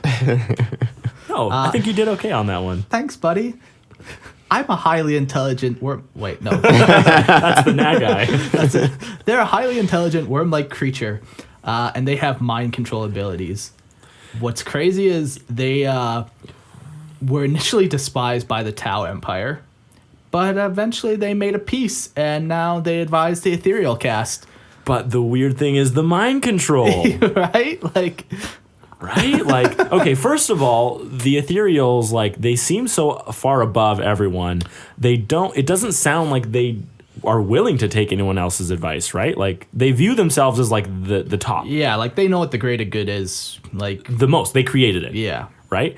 And then all of a sudden, you have these beings who were initially despised, and then out of nowhere make a peace accord with the Tau, and now advise, like, the leaders of the entire empire. So you're saying that Tau did nothing wrong ever, and all the bad things that Tau have ever done can be chalked up to these guys? No, because this was introduced after. So the Ethereal Caste was already there, and the Greater Good was already part of it, and then these guys meet up with the Tau. So the Ethereal, like, I don't like any of it, personally. It all sounds schmucky to me. But it is interesting to note that they advise the Ethereal Caste. Yeah. And they have mind control abilities. Take from that what you will. Yeah. All right, the next race is the Nalad, right? Or no, the Naiad. Sorry, it's an I in there. Yeah, the Naiad. And this was a peace-loving republic. Aw. And the reason they were peace-loving, it made them an excellent target of the Dark Eldar. And the Dark Eldar launched like just massive-scale terrorist attacks against this republic. So, yeah. I mean, that's all the Dark Eldar do. They do things for fun. Yeah. Yeah. The next one is the Nikuli. Slender humanoid, long spine scales from the back of their scalp. Predator? Kroot? Yeah, pretty much. Their eyes are white slits, they have no nose, and their lower jaw is thrust forward. Yeah, a little bit of an underbite. Yeah, and then they have like two fangs coming up from their mouth. Like, think of like an orc tooth or whatever. And they waddle. Yeah, they walk, like they hunch over and like they waddle. Yeah, they waddle. And they function as mercenaries. They were created, another race known just for like a weapon they made. Yeah. They created the Nekali Whisper Lance, a close combat weapon which may also have ballistic function, and a musical... Well, it gets even weirder, don't worry. Musical oral function. So it's a close combat weapon, which also... No, Oral? No, that's oral. Not, oral is O-R-A-L. No, I know, but that's how they spelled it. Oral. Yeah, like, so... like aura, I guess. Yeah. Yeah. Well, that's what I said, and then you kept saying oral when we were doing this, and I'm like, oh, maybe it talks. Oh... I just think I can't talk properly. Like, I knew, like, yeah, this Even is... I could read that one. I don't know, like, aura and oral sound pretty similar to me. Like, the first part, aura, oral, aura, I don't see the connection. Or. You know what's crazy about this weapon? It looks like two back-to-back chainsaws. It does. Yeah, like... Whoa. Yeah. And it's called the Whisper Lance, so I like to think that their motors are very quiet. It's not like the Imperial revving their chain swords like, yeah. It's like, just whispers. And then you die. It's a whisper. Another interesting thing is that their spaceships, like their prows, like are the same. Yeah. Like their Toothed prows. prows. Yeah, saw-toothed prows. So I think it's just their shtick. Really, like that's just their trademark. Yeah. There is a picture of that lance if you want to Google the Nikuli. Yeah. Oh, the next one's really cool. The Nepenthes transplants.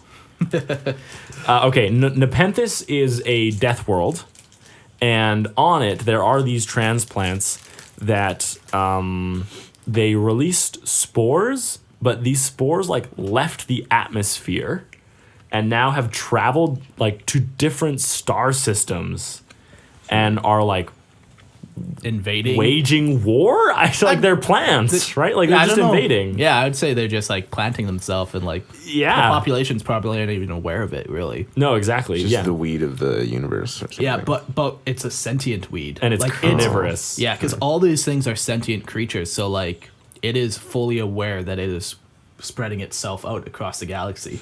Yeah, like with the full purpose of like feeding, right? Like I want to grow and feed. Yeah. Wow. Yeah, but it's a plant, and it can survive like atmospheric like entry. Jeez, which is crazy. Yeah. The Nephilim. Okay, so when you read like I don't know, for me, like especially through like Diablo, like Nephilim are like these great like angelic beings. Yeah. Right? Like even like from a biblical sense, they were like known as that. But so like we got to the Nephilim, and I'm like, oh cool, it'll be like a really cool like upright race. Nope. Not even close. They are giants though. They are massive. Yeah, they're twice as tall as a space marine. And apparently they move very slowly when they're just like casually doing things.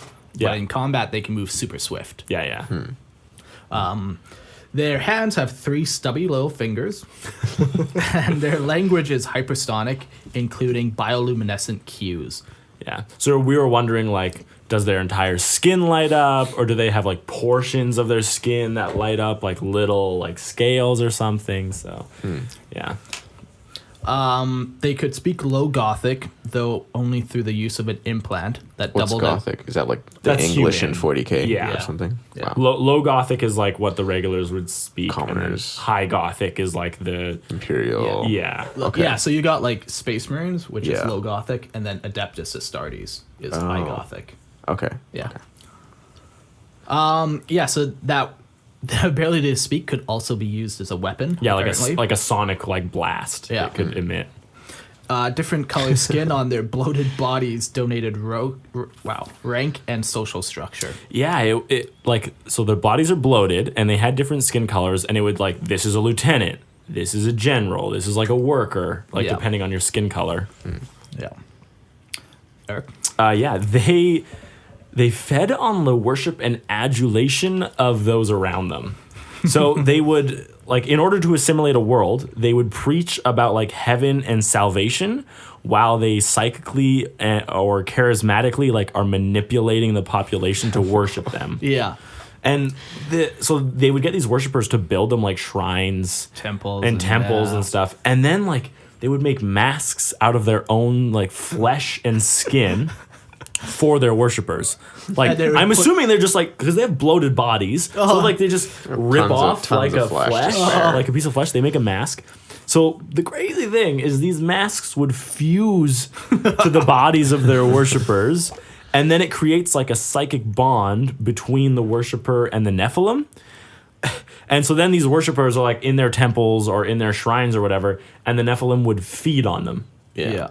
And they would leave them as like withered husks. So they stripped many worlds of life like through this like process until the White Scars oversaw the destruction of the race. Yeah. This would be a good plot twist for an RPG. So like you got your rogue trader party that goes to this planet, and then they like come across all these people, and like the players naturally thinking like, holy crap, chaos, like look at all these people with like flesh on their face. Yeah. But like fused to their faces. Yeah. But then as you uncover more and more, you realize that then you find out, oh, they're worshiping something. They're worshiping chaos. Yeah. And then you find out what they're actually worshiping. It's just an alien. It'd be a cool kind of plot twist. Yeah. Or That's like, sweet. or even like if you didn't know about the Nephilim, like you're on this planet, Well, and, yeah, and like- a Nephilim shows up, and you're like, oh my gosh, like heaven and salvation, and like you're Let like, me wear your face. exactly. Yeah, like No, but twice as tall as a Space Marine. That's huge. Yeah. Like that's like what, 16 feet? That's bigger than the radially symmetrical guys. But not as big as the armored vehicle wearing giants. The vehicle wearing giants. Oh, man. All right. Next one we're going to talk about is the Nicu-sar. They also have quills or ivory hair and stub claw-like limbs. They're limited mobility and unfit for ground combat.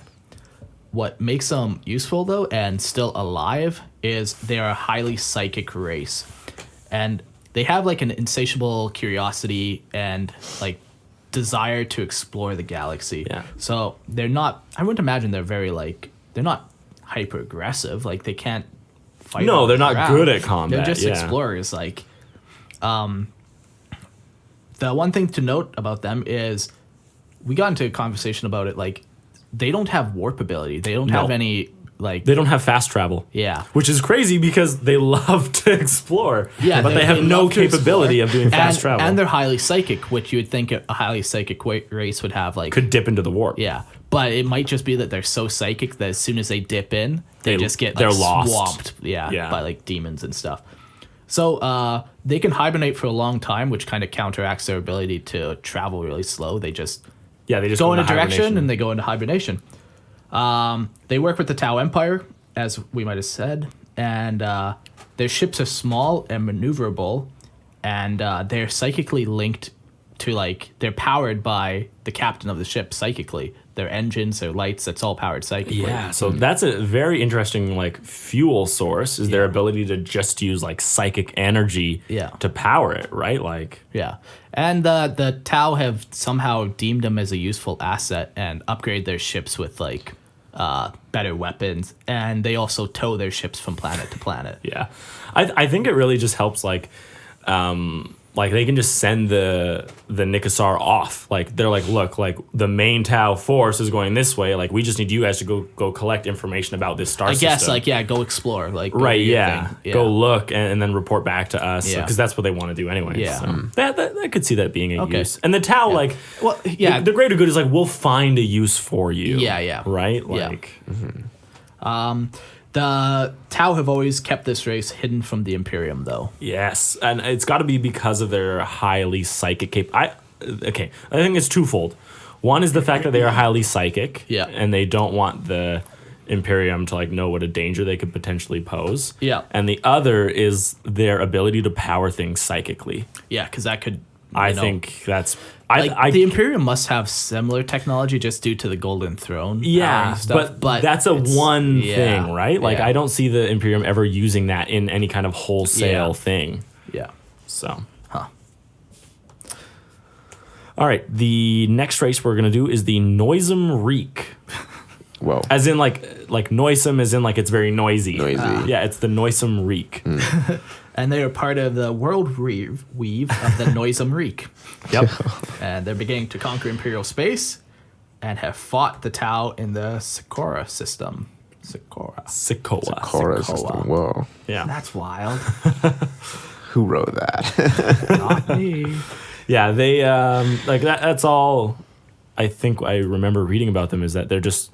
Like, a lot of these races are, like, starting to build, like, little empires for themselves, right? Yeah. So. The one thing that they kind of did have with the Tau is, like, apparently they occupied the same system as, like, a major Tau step, and they did it for many years, and then just out of nowhere, then they were conquered or fought with the Tau, like... Oh, that's right. Yeah. Like, they existed in the, like, a same sector. solar system. It was, like, in a... So the No, Tau, like, like... the Sokoa is, like... A solar system, like that. Yeah, but that's that's not the Tau one. Yes, it is. The Sokoa system. Yeah. Oh. Yeah. Okay. So, but It's they like a Tau step world. It is. Yeah. Yeah, but not the main one. That's not where Tau is. That's what I'm saying. Yeah. No, the Tau conquered the system, right? Yeah. And then the Noisome Reek were there. Yeah. And then they came back later and destroyed the Noisome Reek. Yeah. Because, like, they left them, and then, like, they never would have left that planet. Like, that's a major Tau planet. No, I'm not saying the Noisome Reek left. Like, the Tau left. The Tau never left. It's a major Tau planet. It's a major Tau system. Okay. The Sokoa system. But that's like saying every planet in a system is useful. No, like it might not like be. they have models from that planet. Like it's a major. But there's we don't. But you don't know what planet the Noids and Reek were on in the system because there could be 30 planets in a system. Yeah, but like you would. Okay, sure, whatever. No, you win. But I don't care. The crazy they thing- were both there, and they both knew they were there, and then fighting broke out after a while. No, because like a different Tau came and showed up. Yeah. And then it was like, holy crap, like you can't let this race be here. And then they destroyed them. Yeah, for who knows. But why. it might have been a completely different planet within the system. That's all I'm saying. Sure, yeah. Because like System's big. systems sure. are large. So it might have been like on Pluto compared to Earth. Yeah. Okay. Okay. That's all I was trying to say. Because we don't know what planet they were on. Yeah, All right. Now that that's out of our system. it's not. It's not. The next race I'm we're going doing to do. 3 more races. I'm going home. Oh. The viewers are requesting more drama. If we could keep this going for 5 more minutes. No Man is the next race we're doing. No, man. They enslaved a portion of humanity during the Age of Strife. So this is after the Age of Exploration when everything was cut off. They enslaved a portion of humanity. And then I'm assuming it's during the Great Crusade? Yeah, the Space Wolves, would have encountered this, and they ended up wiping out the race most likely. Surprise. And- Great Crusade. Yeah, and save the humanity portion of it. Yeah. And they found the STC, the Lehman Russ battle tank, which is like the main battle tank of the Imperial Guard. Yeah. And they named it after Lehman Russ, this battle tank. So that was part of the No Man technology. I would more assume it's part of just found the a tank. humanity that was enslaved. Yeah. Right? Or it could have even just been like a buried STC in like some yeah. back filing office, you know. Wow. Yeah. But But it was always funny to me that like an Imperial Guard vehicle was named after a Primarch. Yeah. Because you would think like the Lehman Russ would be used by the Space Wolves. yeah, right. But no, it's used by the Imperial Guard. yeah. Yeah. So but it's interesting to know that's where it comes from, the No Man civilization. The next race we're going to do is the Nulia. And they're done. we've got nothing. That's another one of those races where I'm sure 2 Space Marines like, I've killed that, I've killed this, Yeah, I've killed exactly. the nuclear. And then the very last one we're going to talk about today is the old ones. So just go listen to episode 2. Yeah. Like honestly, there's like they are like the progenitor race of the Yeah, galaxy. they're the first spacefaring race. Yeah. They're the oldest, well, not the oldest, but they're the first. They're the first we know about. The Yeah. oldest we know about. Yeah. And yeah, they pretty much seeded the entire galaxy. All life that we know of, we think comes from them. Yeah. Yeah. They fought the war in heaven. Yeah. They were eventually wiped out by the Enslaver Plague. And Yeah. So Yeah. we They- don't believe they exist anymore. Yeah. But there, there's always going to be like those little tiny hints that it's potential. yeah, I think we talked a bunch about like their potential to still be around. In Yeah. an episode. Like but- episode 2, like the War in Heaven, like that's the old ones episode. Yeah. So we go way more into depth in that one. Yeah. I would just go listen to that episode. yeah, instead of us repeating 2 hours of it. Yeah, exactly. All right, so I think that about covers all the races we're going to do for this episode. As you can see, we're on O. So there's still a couple more races to go. Yeah, so on we're these gonna guys. next episode we're gonna take a little break from Minor Xenos, and we're talking about doing a human abhuman episode because there's a bunch of different types of humans like ratlings and ogrins, and there's a bunch. Yeah, so we'll take a little break away from all these Xenos And talk about the filthiness in humanity that needs to be the purged. disgusting mutant degeneration. Yeah. All right, but before we do that, let's talk about a couple other things. Favorites. So let's go around the table and we'll talk about what is our favorite race that we learned about. Okay, so if you had to pick one, Mark, what would be your favorite race? Like just hands. Kroot. You Okay, can't- yeah, I don't even know why I bothered asking. Yeah. Obviously, we know what your favorite race is. Yeah. Why is it your favorite race, though? I just like the way they look and the way they act. All they just want to do is eat some cheeseburgers, you know? Like they just want to eat. No, I don't know. They're super unique how they evolve, and yeah, they just look awesome. I just like them. Yeah, I mean, I think you're right. Like, They- I like that they're developed. They are very developed too, and like they're pretty unique too, kind of. I guess like I guess there's kind of other things that eat things and evolve, but yeah. Jordan, do you have a favorite race? I kind of like the Loc'xatol. The Loc'xatol? That's Loc'xatol? that Komodo dragon one. Yeah, that lizard one. Yeah, I thought that was kind of interesting. They're pretty cool. Yeah, and they're more than, I like that they're like a little more intelligent than most other kind of animal races, and they actually have a part to play. So Yeah. even though they're still very much like these lizards. Yeah. But Yeah, I like it. Yeah, because it's very alien feeling. Yeah, like, yeah. Yes. Yeah. A lot of them are like, this one's bipedal. Yeah. Yeah, You know, yeah. but it has no nose. Well, like if you see like one of those things, you're like, I don't know if I could like talk to that thing. Like, yeah, it's like they're technological, but at the same time they're still very like not civilized. yeah. You know? That's a good way to put it. Tim, favorite race? So many to choose from, guys. I was thinking the ones that kind of stuck out to me were like the ones that, like they're kind of insignificant on their own, but something they had a massive impact on like the galaxy. So I Okay. was thinking, I was looking at like the lair, Okay. Yeah. those guys, just like Fulgrim's. there's Fulgrim's sword, like, you know, that wrecked that guy for his whole life. So yeah, and for all we Just know, like- like that. The they were whole only purpose on- of them was to corrupt Fulgrim. Yeah, and Yeah. like they were Yeah. only on that one planet. We only have one book with them, and we're only ever gonna have one book with information. But Yeah. they shifted the whole galaxy. yeah. So I think those guys are that's pretty crazy. Yeah. Eric, The ones I like, where are they? I'm just going through this list. yeah, it's tough to remember all the names. but- Yeah. The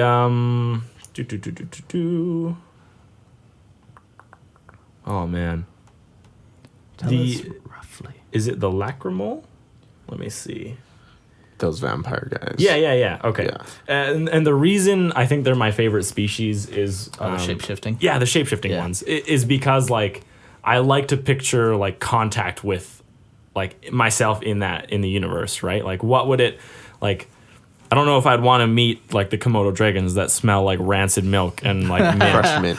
right? But Yeah. like I could imagine like meeting a Lachrymal and like he's like hiding his identity from me and as a shapeshifter. So I think that would be a really sweet one. Then you become friends. Right, and I'm trying to show him that you don't have to drink blood. But then I end up dying, and I Horribly. ask him to drink my blood. And as now like, you become one. no. Oh. I mean, we're vampires, right? It's the only yeah. But no, I like that race. I love the picture of it, like Yeah. half Imperial Guardsman, half alien. Like, Yeah. it's so cool. But that would definitely be my favorite one out of all these guys. Yeah. And then I guess the next question is, what would you like to see more of? If there was a race in here that you wish they expanded on more, what would that be? Mark. Kroot. Okay, you can't pick something else. Oh, I have to pick something else. Yeah. Well, you don't have to, but I'd like you No, to. I know. I was just reading it. Yeah. Oh yeah, the Kena-brac. Oh, the Kena-brac. Yeah. Yeah. I would like to see more of them. Like, it was never stated if they were exterminated, and they had like a lot of like cool weapons. Like, I don't recall exactly, but I thought they had like bows and arrows that shot like actual like light. Well, the Inter-Rex did use bow and arrows. Yeah, I forget if And I don't know if it who was and made them. by the Kena-brac or I not. thought it was. But the Kena-brac are known, like the Anathame is the perfect example. Like they weren't known for being a smart species. What, the Kena-brac? Yeah. No, they were. They were highly They intelligent. were used as bodyguards. Yeah, you use big guys for your bodyguards. Like, they created crazy technologies. Oh man, I didn't get that impression at all when I was reading. No, they're Like- not big dumb brutes. Like, yeah, when I was Like- reading the book, like not the off lexicanum, but like when I was reading the book, I got the impression that they were just like monsters. no. Okay. Yeah, like their whole technology, and like they seem to give Space Marines a challenge. Like these big like space apes essentially with like huge technology, and like just I'd like to see them more. But sadly they're probably destroyed. Probably destroyed. Probably destroyed. Jordan, if they could expand on any race, what would it be? I think for me, it would definitely be the old ones. I think it would be cool to make like almost a 40K prequel with like an entire expanded universe almost. A trilogy act, right? Yeah. 40K prequel. Yeah, involving the old ones and like the war in heaven and stuff. With like all new miniatures to buy and whatnot. Like even a new like game set. Yeah. Okay. Like I think I think there's so much. I think there's a lot of meat that you could add to that. Yeah. That whole storyline. So and like the Necron tier and the Eldar and stuff like all. And even and orcs the Satan. were back then. Yeah. But they're all slightly different than what they are now. But Yeah. it's still But the old ones would be kind of at the center of all that. For sure. Right? You get the enslavers in there too. No, that would be a really cool thing. Have they written any books about the old? Not like that I other know than just of. referencing them? No. Yeah, that would be cool too. Even like a whole novel series or something. Just something a little more. Yeah, what's crazy is that like there is a lot of information about it, but there aren't any books. Yeah, right? but there's nothing like going into like the present as if you were in the present day. Right, with exactly. it. It's all ancient history. Yeah, exactly. And to like, we know quite a bit about the old ones, but like we don't know what their culture was. Like, how did they think? Like, we don't know their deeper motivations behind things, you know? Yeah, like what caused them to go seed the galaxy, right? Like what was their philosophy on that? It does in that obviously Games Workshop is like leaving it ambiguous and mysterious. Yeah. Like they're not like, they obviously wrote that to almost make you question and sort of infer a lot, but it would be interesting if someone kind of went deeper into into it. But Definitely. Tim. I would like for them to expand on the Mulari. No, that was mine.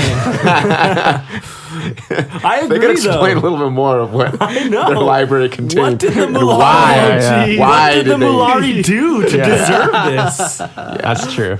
Yeah, that'd be a good one. Like probably those Death Watch guys were like they show up and they're like, if we will grind you to bones, we'll grind you to dust, we'll grind you like as a threat. Yeah. And then their leader is probably like, prove it. And then like The Death Watch is like, we don't do half a measures. millennium grinding them. Just ridiculous. Yeah, that's definitely like any of the ones that are listed as like ancient. Yeah. I have like an instant affinity cool. to. Yeah. Right? It's like how long have you been around? Like what have you seen? Like the contact you've had with other races. Yeah. And then like I think like the Death Watch must have found like something so like egregious. Yeah, they did. Knowledge? No, Xenoses. No, they must have found like something so terrible. Well, like maybe like their library was totally like warp as well as real space, so they're like, we can't have this like warp knowledge out Or there. maybe it was like a special connection to chaos or something like that. yeah, like that's what I wonder. Like, what was like? Yeah. Most likely, it was warp. Yeah, like probably. that's one of the few things that ticks the Imperium off. Yeah. is like warp and chaos and stuff. Yeah. But it must have been that. But I just want to know, like, Why? yeah, I want to know more about it. Yeah. Like, and then shot into like a dying star, I know. which will like supernova in like It makes you wonder if they would have actually had knowledge of the old ones as well. Right, because as an ancient starfaring race, Yeah, right? maybe. So, If they would have actually shed some light. But yeah, there's a lot of potential in the Mulari. I mean, in any of them, there's potential, Yeah. right? But Not all of them. Starfish people, we don't. I was gonna say the Joergall. Yeah, no, it's. But like, I guess we're about should be close to 2/3 done. This might have to squeak in a little more, but it's been a lot. Yeah. Yeah, thank you, Tim. Thanks for having me. Yeah, That's for good. coming on. That's nice. I got a new segment that we never talked about. What's that? Mark's 40K rant of the day. Okay, and this goes at the end of the episode. Yes. All right. My rant is, I went to Games Workshop. Oh yes, I get all this Christmas money.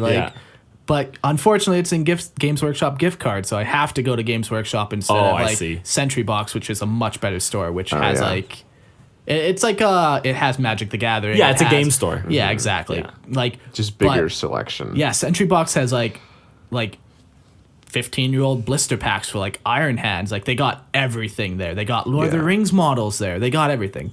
So I go to Games Workshop. I'm like, you know what? I'll just get something simple. I'll just get a Tau broadside battle suit. They have to have that there. So I go, oh, life's good. Go there. They don't have it. And you go on like the busiest day of the year. Well, too. that's my fault. You went on Boxing Day. Well, my wife's like, Mark, I really want ice cream from Marble Slab. It's like, really? You want to go to the mall for ice cream? And it's not a close mall either. In winter. In winter? Are you It was like absurd? minus like 20 or 25. So I go there. They don't have it. So I'm like, well, that's gay.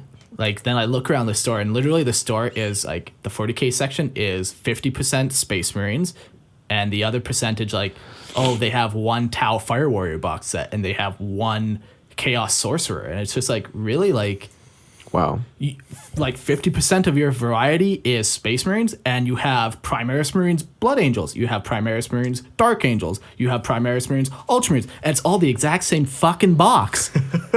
Just rebranded 3 different chapters. Yeah. Like, yeah, it has an upgrade sprue in it, but just sell the upgrade sprue. Yeah, just sell the separately. upgrade screw in the Like, blister pack. They literally have like all the Primaris rebranded for all the new chapters, and it's just like, what a waste of space when I'm trying to buy a Tau broadside battlesuit.